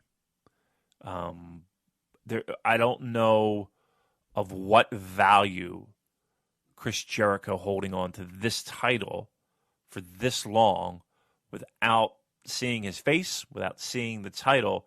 I don't know what positive that is. I guess my question is why, like, is there still buzz now that Chris Jericho brings with him being the Intercontinental Champion? Like, are there people still clamoring about New Japan because Chris Jericho won? I know initially it was a shock and a surprise, and it was the talk of the town, but I feel like that momentum is completely gone.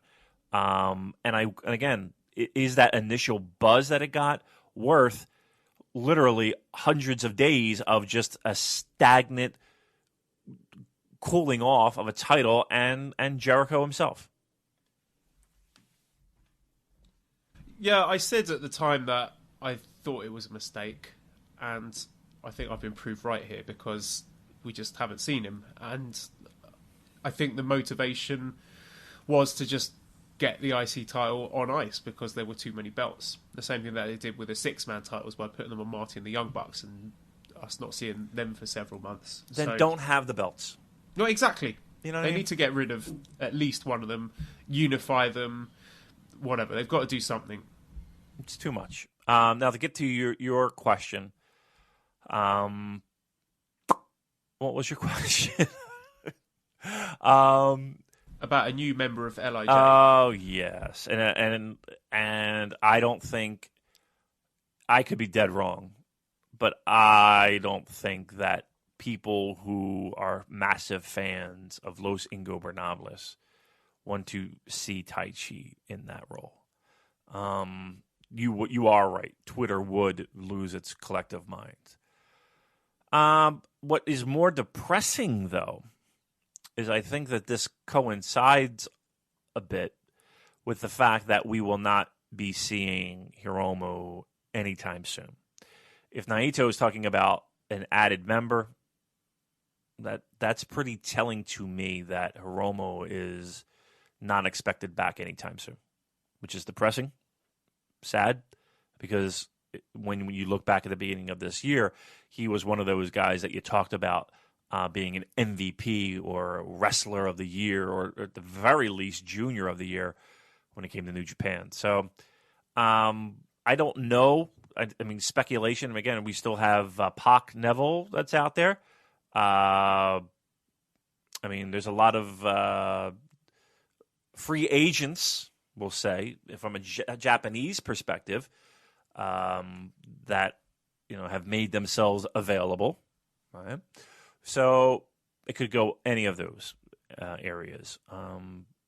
But again, I think the worst news is that if in fact there is, that just means Hiromu is on the shelf for that much longer. Smiley 1932 asks, since no one seems to be talking about them, what do you think the plan is for LIJ? Because they seem lost and soulless for the first time ever.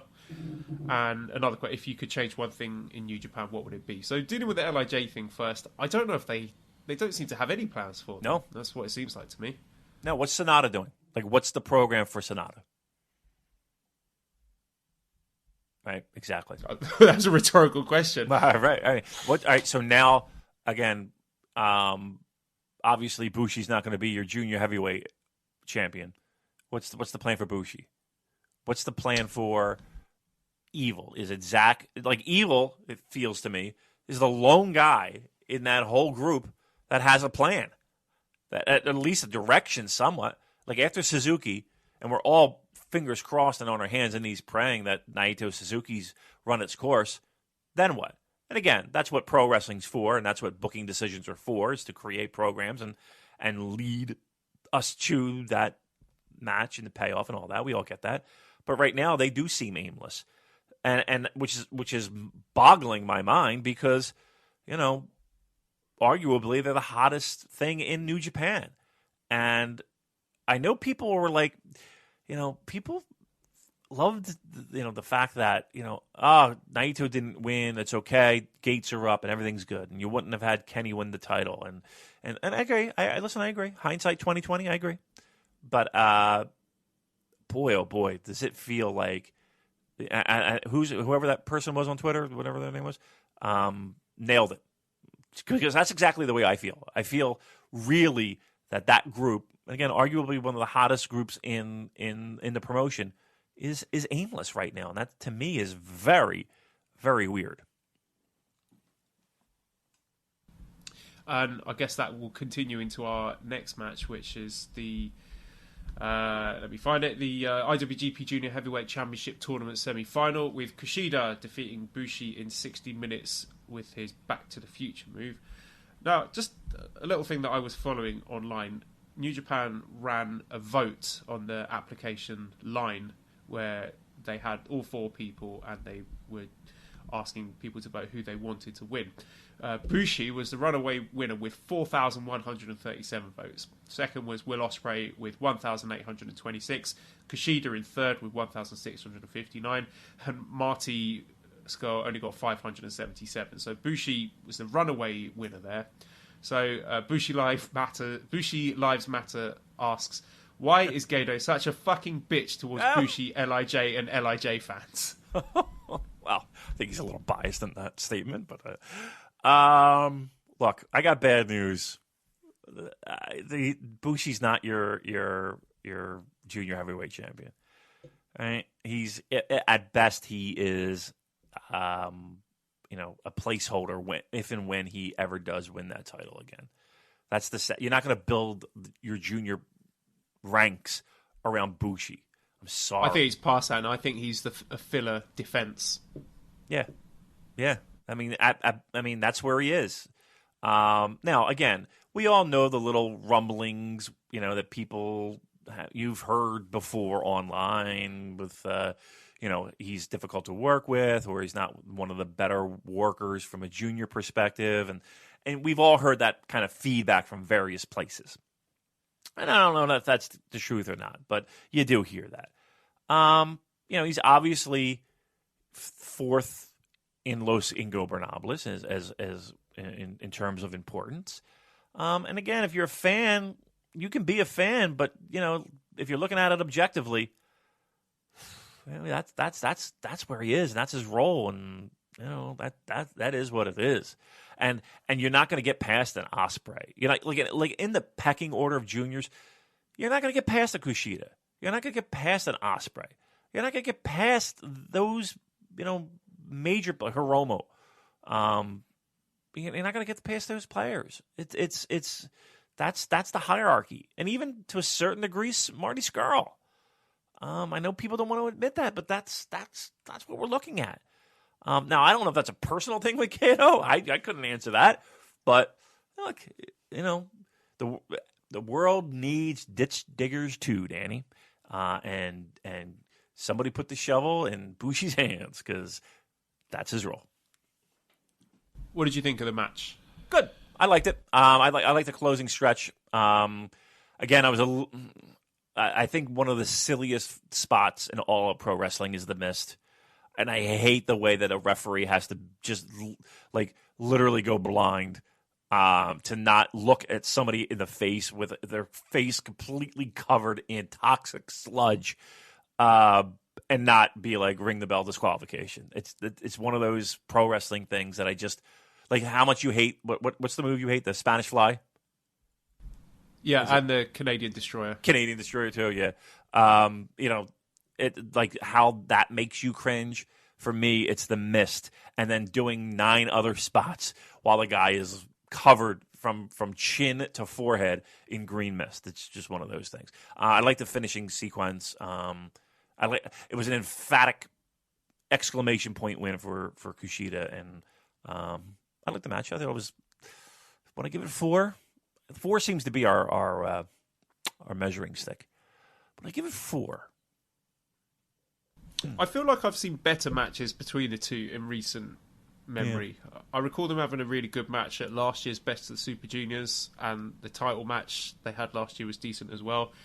I thought this was going to be one of those matches with the brawling and the t-shirt choking and all of that stuff, but it definitely picked up, and yeah, like you, I enjoyed the closing stretch. So I think not their best outing, but still perfectly fine for what it was, like semi-final of a junior tournament. I'll go.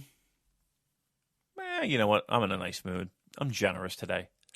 I'll go 4. Just barely making 4. Like, here's the thing: if that were the Cartwheel Deathmatch, we'd have a conversation. If I'm tumbling on the front lawn, that would be a conversation. You could go either way. If you said no, I wouldn't have a problem with it. If you went, yep, just barely, I wouldn't have a problem with it. I thought it was a good match. I think here's the thing: Kushida, fucking, how do you go wrong with him, man? I think he's just so good, vastly underrated. And here's the thing too: I don't know if it's going to happen. Maybe we have like the early 2000s of Liger making a heavyweight run and not doing too well. But maybe we get Kushida Taichi for a never title. Wouldn't that be fun? Yeah, it would. I think there's something you touched on last week about Taichi winning, possibly opening up the door to some junior challenges and maybe being like a gateway for people moving up. So, yeah, could definitely be interesting. I guess we'll have to wait and see what happens with the Ospreay-Marty Scurll match. But gun to your head. Uh-oh. That's everybody's favorite saying now. You know that. Oh, yes. It's like I saw. Like I said, just a crutch word. Don't everybody get all panicky. It's just something that I say. And I hear Lanza says it too, right? Yes, yeah, it definitely was mentioned a few times on the flagship. Yeah, I mean, it really is a Jersey Philly kind of thing. It really is. I don't really hear people from Iowa saying "gun to your head." You gotta fucking. And yes, I say it. So what? Get over it, jerks. Making me feel bad and self-conscious. Jerks. Yeah, that's our next T-shirt design. Lean into it, Damon. That's what I do. Anyway, gun to your head. Who's winning this tournament?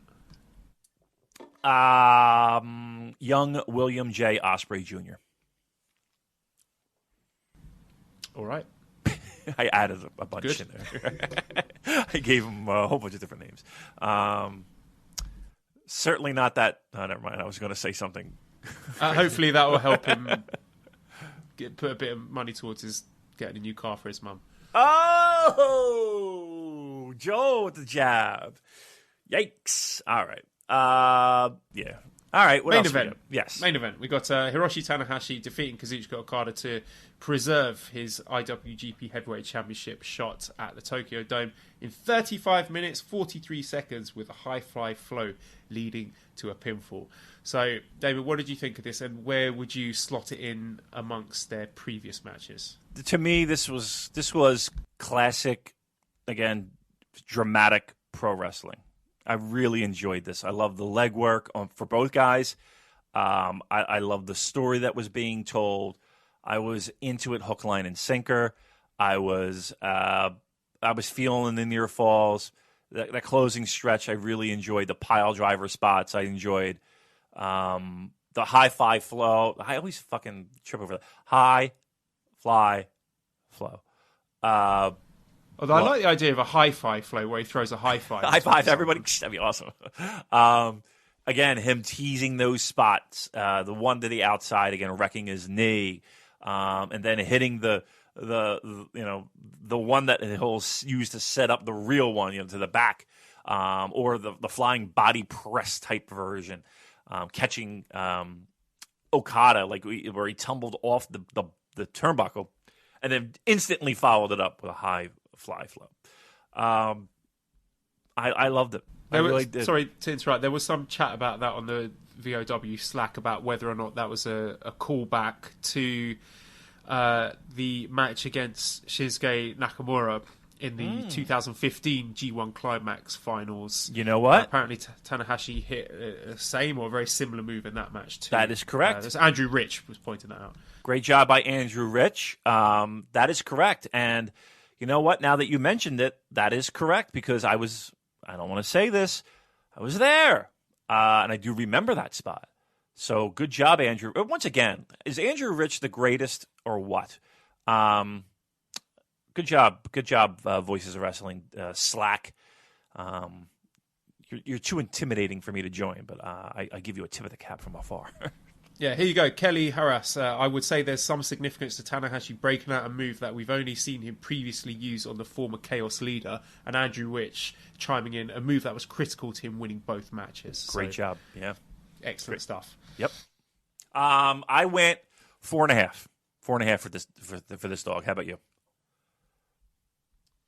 It's difficult for me to say. As I said to you off air, I was falling asleep during this match because it was very late. I'd had a big day.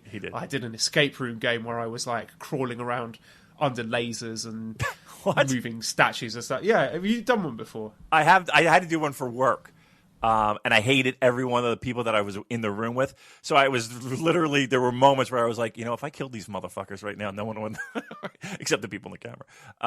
Watch it. But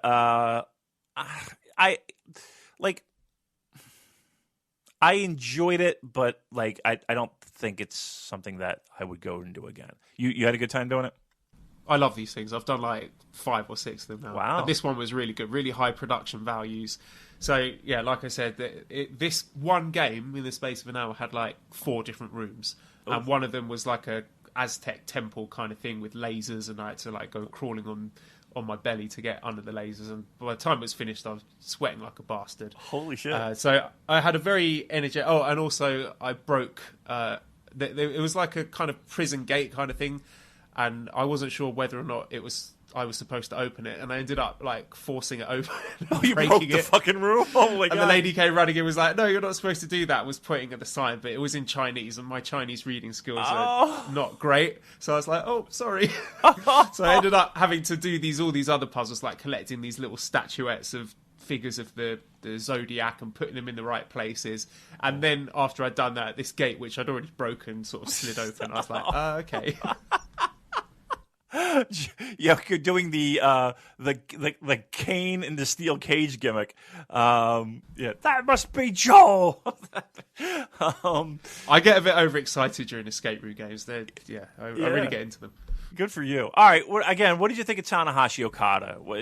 So as I was saying, I was really tired and I was kind of falling asleep, but it jolted me to life towards the end of it. Like with these matches, the opening, dare I say, 20-minute, 15 minutes are always slow build up, leg work, building up the psychology of the match, and then when it kicks into the final gear, you always get fireworks with these two, and this was no exception.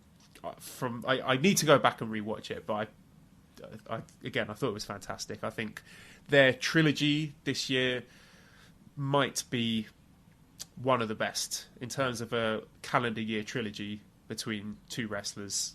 I'm struggling to think of many others. I mean, I guess last year there was the Okada Omega trilogy, sure. But this year I think there's a fair shout for Tanahashi Okada being one of the feuds of the year in terms of in-ring stuff.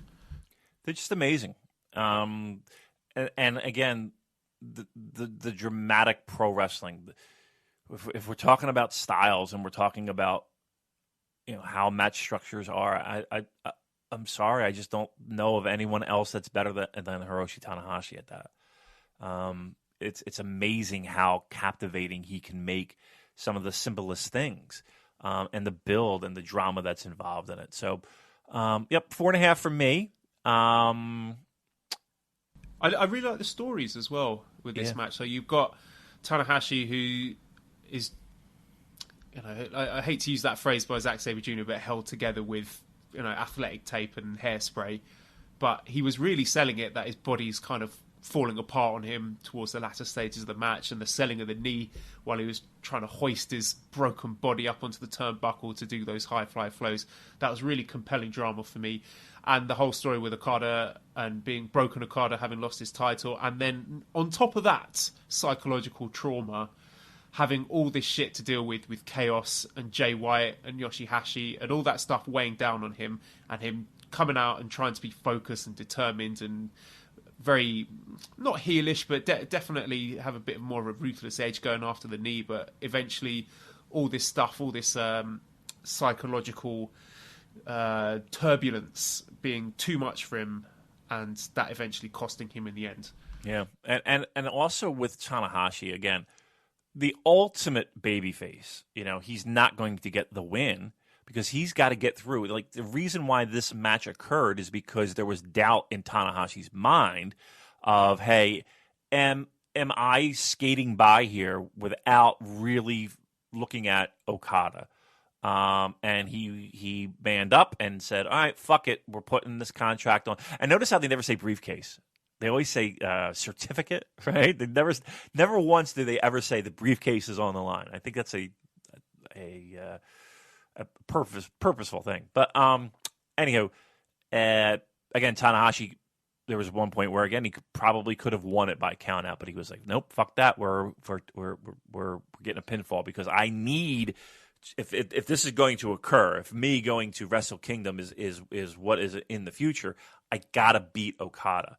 And again, right now, as it stands, it is pretty significant in the sense that Okada is not in the main event, and that's that is pretty historic, at least in modern New Japan Pro Wrestling. Yeah, I was really surprised by this, given that I thought after the Dontaku match, and even going further back to the Wrestle Kingdom 10 main event, the story was that Okada is now better than Tanahashi, and he's put Tanahashi in the rear view. But now, obviously, as I mentioned before, this is a different Okada we're talking about now. So, I've completely forgotten what I was going to say. Oh, no. He lost it. I've been there before. All right, well, listen. It'll come back to you. You collect your thoughts, but I will say this. So not only did we get a stellar main event, which I think, to me, it's really a fight between this match and Omega and Ishii from the first night for your best matches of the 3 days. And I'm somewhat giving a tip of the cap to this match over, and I don't even think this was one of the best. Like, I wouldn't put this match in like their top 3 or anything like that. I would put this near the maybe the G1 time limit draw. And I think this was match of the Destruction Tour for me anyway. But then obviously the biggest news and the biggest story and the biggest connecting of the dots was the post match angle where, again, for me, off the top of my head, you're going to have to go back to Kenny Omega booting out AJ in Bullet Club at Korakuen Hall at Dash. And again, their hands were forced on that one. That was certainly not something that was mapped out and planned out like this was. But that's really the last time I can really think of a significant turn and angle to lead to what now looks like to be a Wrestle Kingdom semi-main event.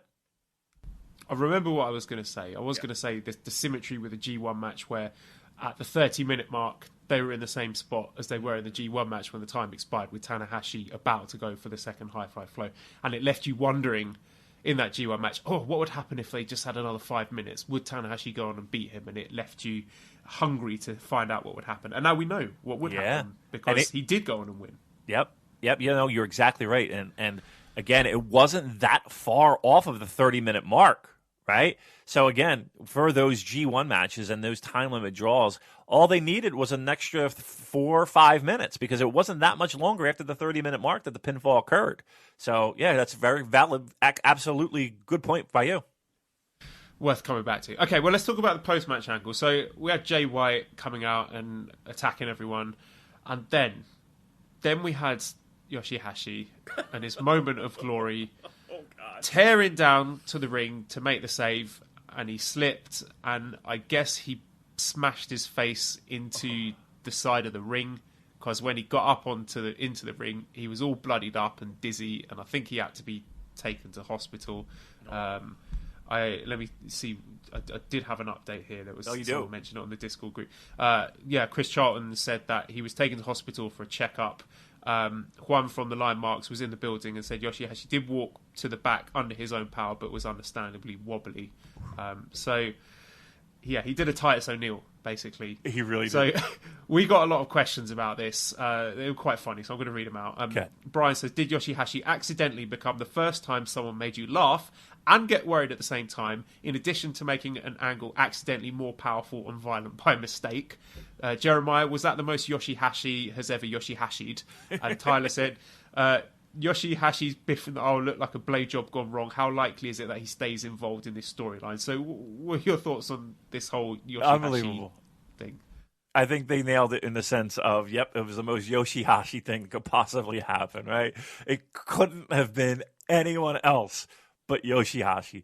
And not the weird thing, but the sad part about it was the crowd kind of reacted to it with laughter. It was, what was to be a very serious and dramatic moment for at least a second or two was met with guffaws and laughter. And that is not what we wanted. I had to watch it at least twice because I'm watching it. Like I was watching it at the Eagles game in the press box, and like I was like, did he just slide under the ring, right? Because the camera shot was like a hard camera looking around, and it looked like he just dove underneath the ring, and I'm like, well, maybe he's trying to like pump fake him out, and he's going to wind up on the other side of the ring to attack. Like I don't like. I was like, okay, that didn't make much sense, but that's the only logical explanation I could do. So I had to like do the 30 seconds backwards thing. And I looked at it again, and I'm like, that motherfucker face planted. Right? He landed square on his fucking head. I could not believe it. I felt horrible for him because, I mean, listen, I hope he's not hurt. I hope he's not concussed. But for fuck's sake, that person nailed it. It is the most Yoshihashi thing that Yoshihashi could possibly do. And there is no one else that, like, if you took a survey right now and said, okay, there's going to be an angle, but somebody's going to run to the ring and do a Titus O'Neil type face plant trying to make a save, I guarantee you that the majority of the people would say, yep, it's Yoshihashi who would be that person. Absolutely. And no, I don't think he'll be included in this anymore. I think, not because of the face plant. I think it's just, I think the real reason why Yoshihashi was brought out there was because it would have looked obvious, very obvious, if Gedo was the person to be the first person to come out, right? You could smell the turn a mile away from there. At least this gave you a little bit of pause before the actual turn occurred. Yes, I think also Jay White helped save it somewhat by wiping Yoshihashi's blood all over his own face. I thought that was a nice touch and fitting with his sort of psychotic persona.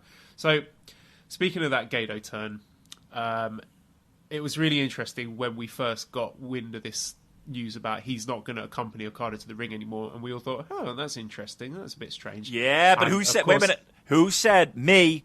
Let's give me some props here. I said victory lap for Damon. That's it. Victory lap. I mean, I was the one to say, it doesn't to just do this doesn't make much fucking sense, right? This has to be included in here somewhere. They're not just going to have a presser and be like, "Oh, that's the end of us. Okay, bye. Okay, see you later. All right, bye." That's just not going to happen. It's pro wrestling. You can do anything you want with it. Well, here you go. Here's where it was. So yes, I'll take a victory lap for that one. I've got a question from Golden Lovin. So, do you think Damon could swing a chair to Okada's back harder than Gedo? Yep, wasn't the best chair shot in the world, was it? No, it was shit. Look, I'm not going to lie, that was shit. And I will go so far as to say is this. If I were ever in that opportunity to do so, I'm going to let that person know, look, this is an angle that's leading up to Wrestle Kingdom, and we're hoping to get a nice gate here. I'm going to lay this fucking chair shot in a little bit, right? It's going to be laid in. My apology to you in advance, and if there is a receipt, all right, I'll take it. But I'm laying in this fucking chair shot. That was a shit chair shot. Like, I saw that, and I was just like, oh, God. I mean, it was backyard pro wrestling chair shot, It was, I don't know. I did not, I was shocked and a little bit embarrassed for Gedo. For such a great angle, there were a couple fucking moments in this. Like, at the execution in certain spots here was left a lot to be desired for such a major occurrence to happen on a New Japan show. But even with that said, I still think the angle was fantastic. So, okay, so here goes Gedo turning on Okada with a weak-ass chair shot, all right? Yeah, so that was an interesting one because I would have thought of all the wrestlers who don't need a mouthpiece, Jay White would be one of them because his backstage promos are fantastic. But I guess my thinking behind this is that they want a Japanese language mouthpiece for him to really get him over with the local fans. Is that how you're seeing it too? Yeah, I think that's an absolutely valid point. And, even with all this, chaos in fighting and him being a manipulator, I really don't think people saw him as like a major heel, right? This establishes him as a fucking dick, and again, the turning of Gedo and that whole scenario and aligning with Jay White, it does really establish the lines of Okada's going into this as a baby face and an extreme baby face to get revenge on the prick that turned his back on him and the guy who has from the inside out tore apart his faction. So I'm assuming this is going to lead to Tanahashi versus Jay White at King of Pro Wrestling for the title shot, and surely that's a Tanahashi win because it seems that the direction moving forward is going to be Okada against Jay White at the Tokyo Dome. We've got a few questions about that. Markeem says, are you guys excited about it? Do you think the match will have some sort of stipulation behind it? Or do you think it's a big enough match for the Dome? And then John asks, does the winner of the Okada-Jay White match also win custody of Yoshihashi? So your thoughts? I mean, are you with me that Tanahashi against Jay White at King of Pro Wrestling is the direction? I mean, he did lay out Tanahashi in this whole deal too, So and he beat him in the G1, yeah. So he's got a claim to it. But he's not going to win, is he? Yeah, but does that do more damage to Jay White? So Tanahashi's going to beat him, right? I mean, if this goes as planned, and then he's now going to fight Okada at the Dome. The only real thing I can think of is if Okada fucks him over in that match in some way to then help further along Okada and Jay White. But I mean,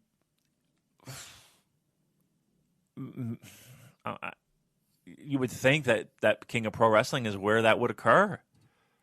But that again, that I just and obviously White can't win.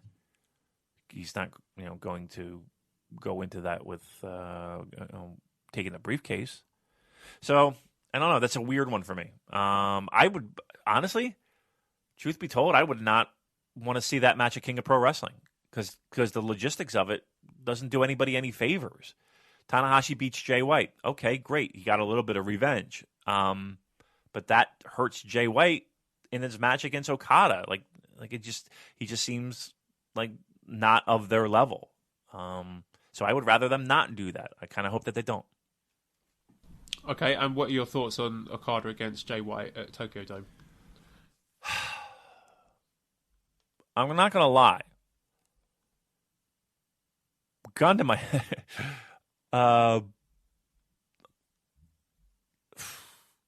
Right now,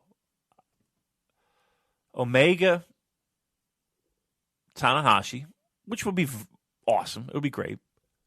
Jay White, Okada. You excited?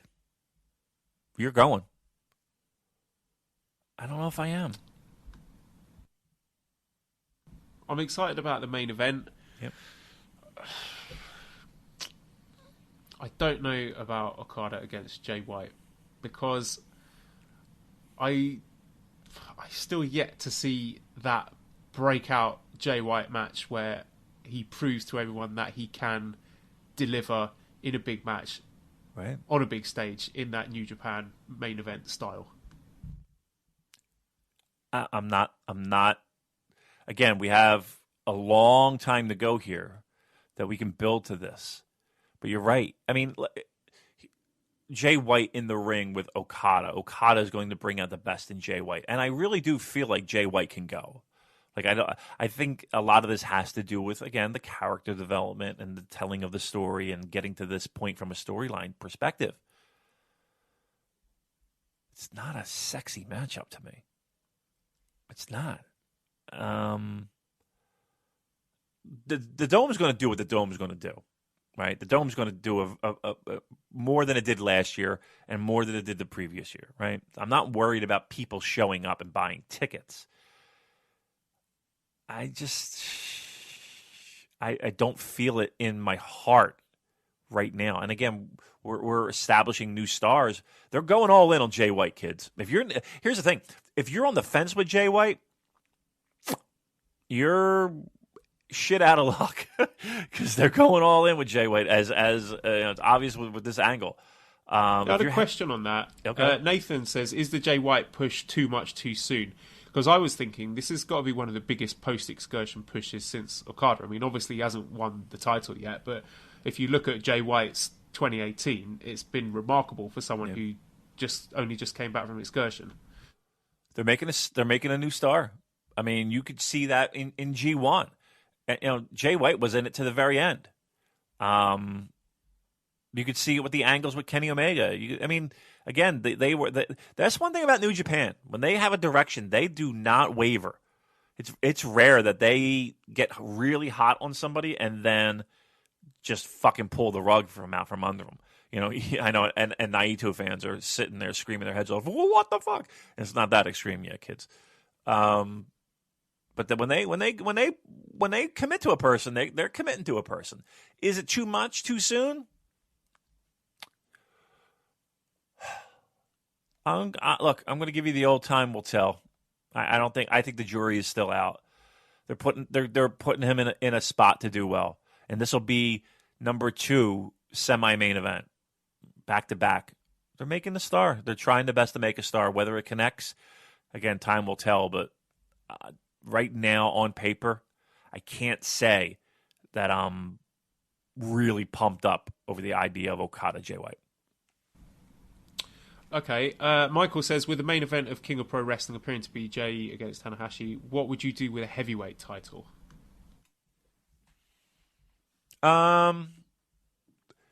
Look, the story going in is dependent upon contract situations, and I hate to be that clinical about it, but that's it.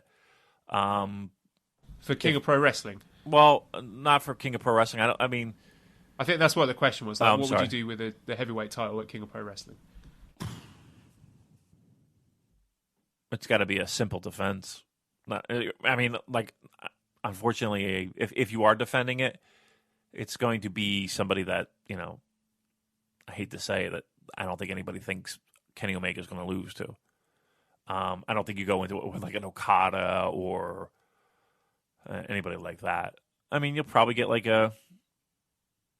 Wouldn't it be funny if it's like a fucking Tama Tonga or something like that, or Fale? I'm just sort of thinking, like, we've got this Fighting Spirit Unleashed card coming up, and we're not talking about it at all. Nothing announced for Kenny Omega there. Yeah. I mean, yeah, we've got questions coming on that later, so we'll hold off on that one. But okay. I guess the short answer is we've got no idea. No. We don't even know what's happening next week with the IWGP Heavyweight title. So how the fuck can we guess what's going to happen at King of Pro Wrestling? Because they've given us nothing here. No breadcrumbs. Yeah. Yeah, you're right. I mean, you got the guy shooting interviews, fucking talking about a match that's, 4 months away. So what are you going to do? I can't answer that. But I don't think if he does defend it, it's going to be against somebody that I don't think anybody thinks that there's a snowball chance in hell that he wins. All right, Ben says, do you think Okada will split away from Chaos and form his own unit? Any thoughts as to who goes with whom? So this does seem to be building towards perhaps a new faction appearing. So what are your thoughts on that? I'm done with factions, man. I got to be honest with you. I'm fucking done with them. Seems like that's always... Like, this has been the year of the faction infighting. I'm kind of over it. Between Bullet Club and now Chaos. I'd be happy with just, how about you guys just be fucking wrestlers? You know what I mean? You have to be in a faction. Will Okada form his own? Yes. Team 2018. little nod to Chono's team. Right. Listeners, no more questions about factions because it's just absolutely destroying Damon's energy level. So it does. It off. Yeah? Thank you. Yeah. Right, JDM says, what do we take from the 6,200-ish attendance? It's about the same as the G1 A block at Budokan with the same headline. It looks like Okada Tanahashi has a floor of about 6K, and this Tanahashi win means that there's still life in this brilliant feud. Yeah, good point. I think so. I mean, I don't think people are sick of him. I don't think people are sick of Okada. I think people still connect with those guys.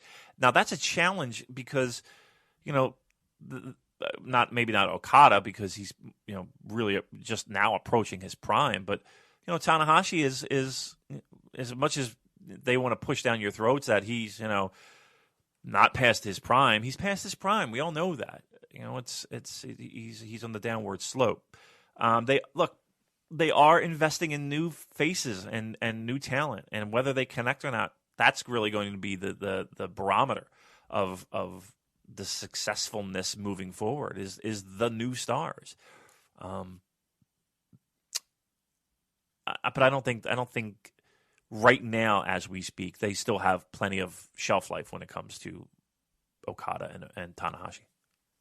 All right, leading on from that, Sean says, how good of a match can Omega versus Tanahashi be in all reality? What chemistry will they have? What's the case for the belt changing hands? It's hard to imagine Omega only having the title for 6 months, only to drop it after a small handful of defenses. So the second point, I guess you mentioned earlier, Damon, it's all about the contract. Yep. So we don't know what the status is with that. So whatever they can or can't bash out, I think will directly affect the outcome of that match. So I think this could easily be a 5-star match of the year contender because they've had one match before. Admittedly, it was a long time ago, but it was great. So Tanahashi has proven that he can put on excellent matches in his current health, and so can Kenny Omega. So I don't see any reason why this main event won't be brilliant. Yep. I mean, again, the theme of the show being styles and philosophies of pro wrestling. You really have the most dynamic pro wrestler in the world right now and the most dramatic pro wrestler in the world right now. I can't imagine that being such a clash of styles. It'll be great. I have zero worries that won't be great. And Tanahashi, never doubt him in a Tokyo Dome main event. Never doubt him. He will deliver as he always does, and Omega will continue his streak of outstanding, mind-blowing performances. So, not a care in the world about that one. I said it before, they give Tanahashi his old high-energy theme music, and I'm adding an extra half star to that. All right, Ewan asked, with the lack of build to Fighting Spirit Unleashed and King of Pro Wrestling, coupled with some very mediocre destruction shows, it feels like New Japan is lost and has no direction. If you were booking, what would you do to garner interest in the product? I wouldn't go that far and say it's lost and has no direction. There is direction, but I think, taking the first point, I think they do seem to be struggling with building interest in these US shows, because I said we were going to preview this. There's nothing more to preview. We just got the same 3 matches we had to start. Yeah. I mean, they might announce something like Monday morning, you know. That's usually how those fucking things work. But yeah, I mean, I think they've done I wouldn't say a terrible job of leading into this US show, but it's just it is an average show with very little buzz. I mean, we do a New Japan Pro Wrestling podcast, and it's not really that high up on our radar. I mean, we had some pretty important, meaningful shows that we had to talk about, but, you know, we're finally getting to this show that I can't say that there are many people in New Japan fandom world that I'm hearing a buzz about. Again, I'm not Mr. Social Media.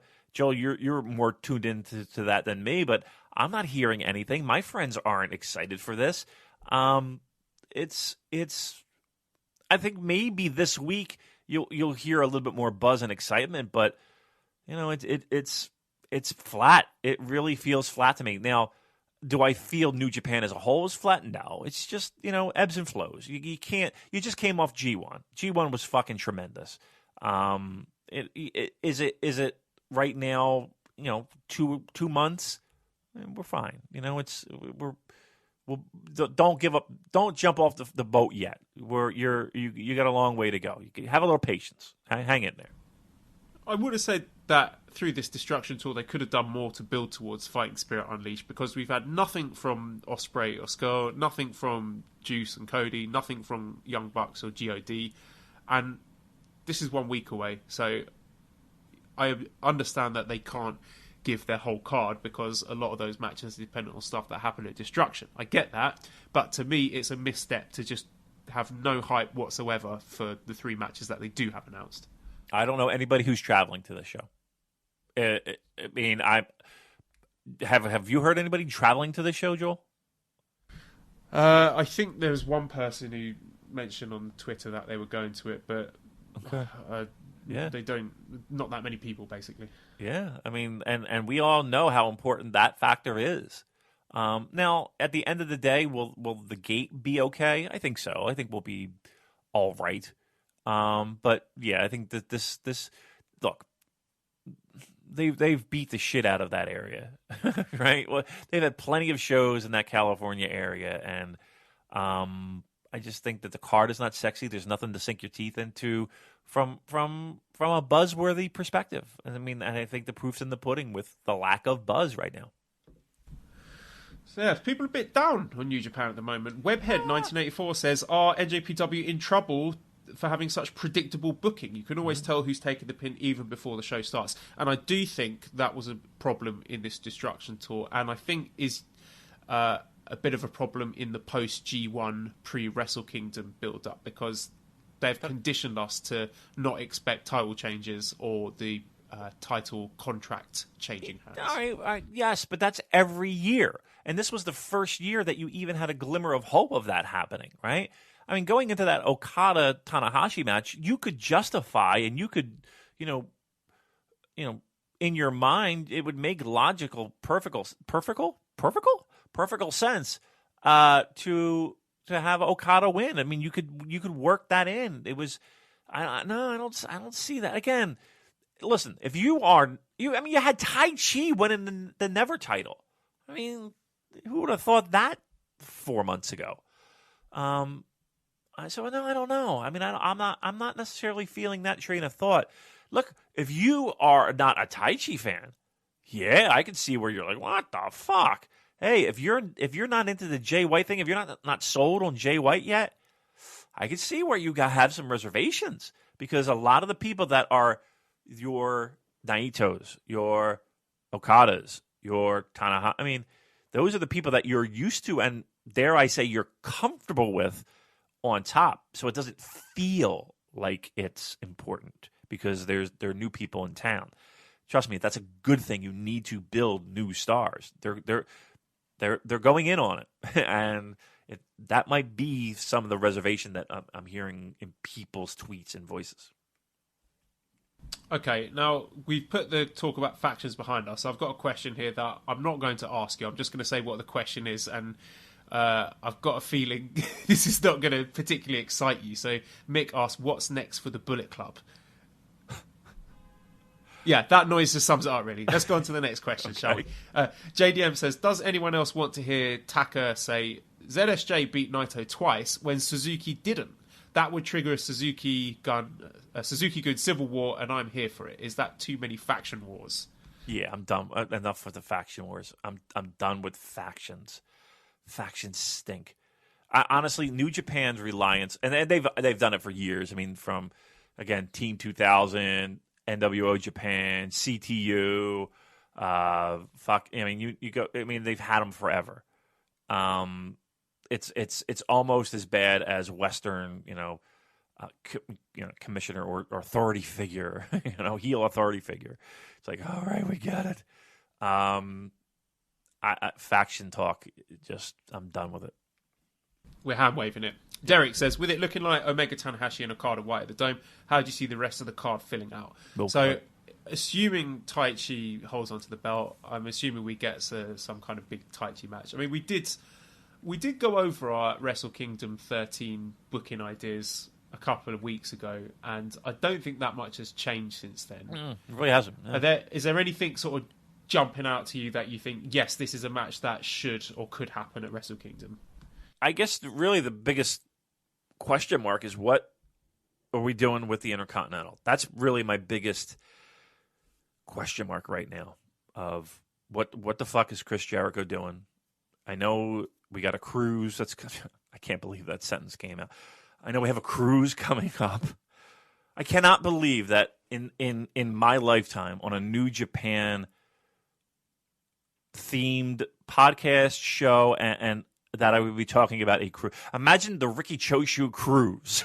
No, we would not be talking about that. Hey, Joel, on vacation, I'm thinking about going on the Tatsumi Fujinami retreat. It should be a wonderful evening, or a wonderful week.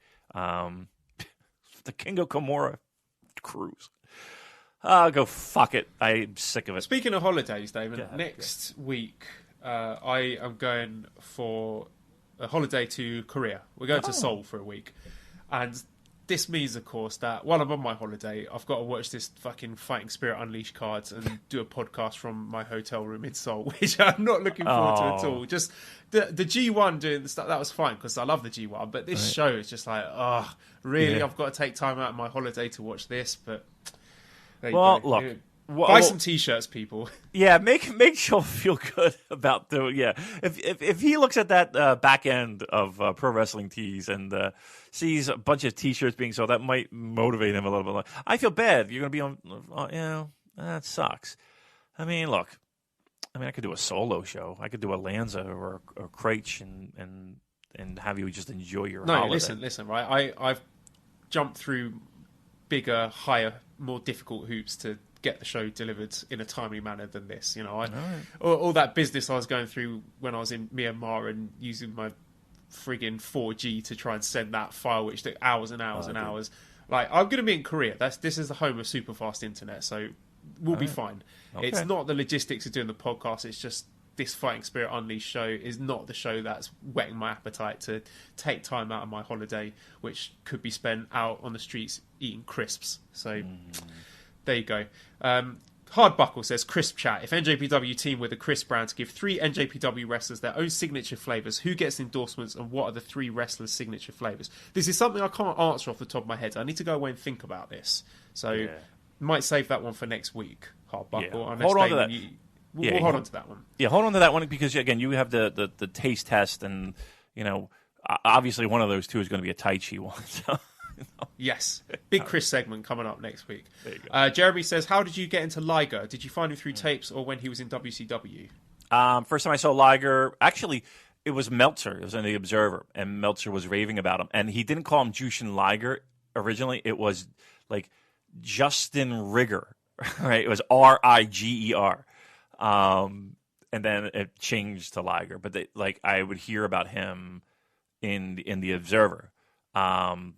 It was weird because so it's not like today where it's like news just travels so fast and everything, right? He would mention Jushin Liger, but he wouldn't say like Kichi Yamada. So I knew Yamada from before, right? I would see, and I loved him, but I didn't know that him going away, because again, it would take months before I would get tapes. He never mentioned that it was Yamada. So I just thought it was a new person, and I didn't know where until at least, it had to be at least a good month or 2 of getting The Observer when I finally made the connection that was Yamada. But no, I knew Yamada from 80s New Japan. It just took me a while to kind of connect the dots with Liger. And, then I was just like, holy fuck, that's great. That's him, blah, blah, blah. And then away we went. One of the first matches that I saw of Liger himself wasn't the Dome, actually. It was him in his feud with Naoki Sano, which was really good. I really enjoyed that. So those were really the first ones through tape trading. But the first time I heard of him was through The Observer. Okay, Matt says, can you rank the 3 Brit-Rest inhabitants of NJPW? So, Will Ospreay, Zack Sabre Jr., Marty Scurll, how would you rank them? Zack, Will, Scurll. Although I do think Scurll has the best entrance. I think it's a fucking great entrance. I really do like it a lot. Sometimes I could take or leave the in-ring stuff, but I think he's generally very good, but for me, it's Zack, Will, Marty. I agree with that. Zack is more to my personal preference, but I think Will could have the higher ceiling. I'm expecting big things from Mr. Ospreay in 2019. He's had a great 2018. He certainly has. Definitely deserves to be in the conversation for Wrestler of the Year, both for stuff he's done in New Japan and out of New Japan, and the wide variety of matches he's had. Yep. All right, Adam says, can we have a story time with Damon about following NJPW during the early 2000s? Now, I think this is something that we have covered ad nauseum about you talking about Miyonoki Izumira, which people love to ask you about. Have you got any story time with Damon for us? Maybe not necessarily on that, but any stories?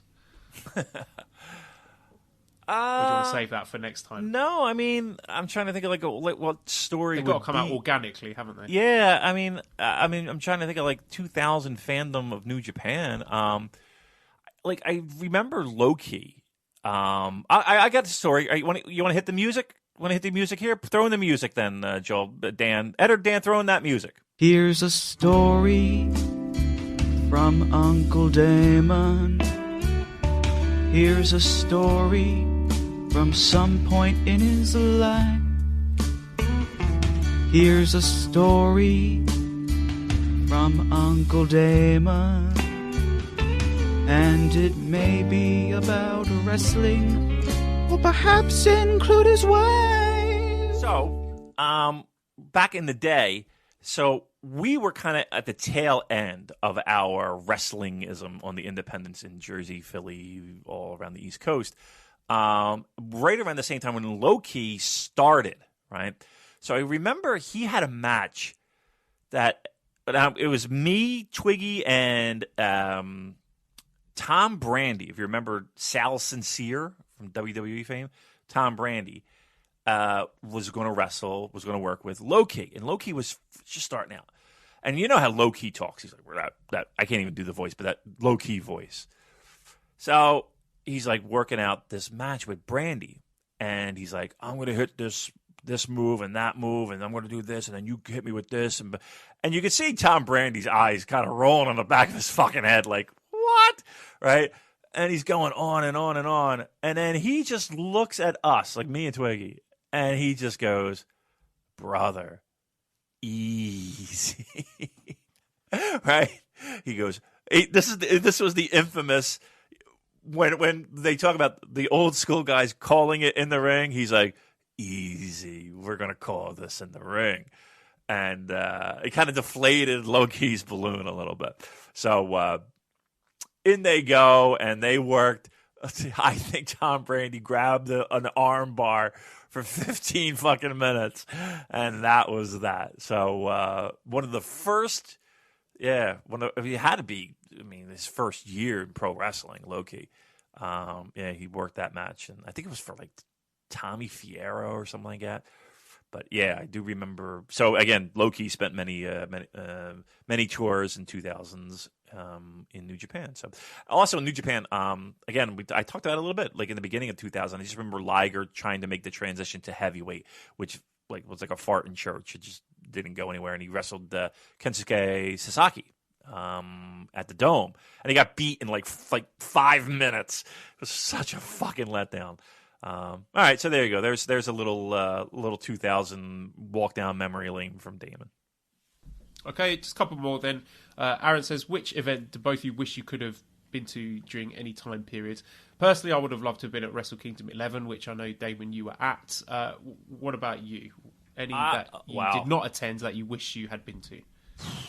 Probably like 90s Budokan All Japan would have been great to see all those guys.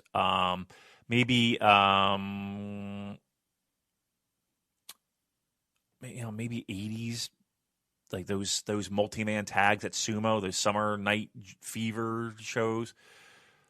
I would have loved to have been to those. Super J Cup. You know what? Super J Cup 94. That might be it. So, to be at that show at Sumo Hall, that's probably at Super J Cup. I would probably say that. I wish I was there. Maybe is it the Misawa Kobashi match, or what? Maybe many of them. What's the one I think of? Was it Kobashi against Jun Akiyama? Yeah, those were great, and then they wound up being a tag, Burning. Any of those nice, Hansen and Steve Williams and Terry Gordy, and of course Misawa and Kawada and Kobashi, and all that had to be just to be at those shows. Fuck, that would have been just off the charts. And again, a little bit of gatekeeper Damon here, a little music Damon for you. It would have been, completely new. Now it seems like everybody and their grandmother goes to Japan, but back then, it was so like nobody went to Japan. I didn't know anybody. So to say that you were there in the 90s, that's saying something. That would have been pretty awesome. I'm not taking my grandmother to Japan. Right, question here. Smiley1932 says, if you could change one thing in New Japan, what would it be?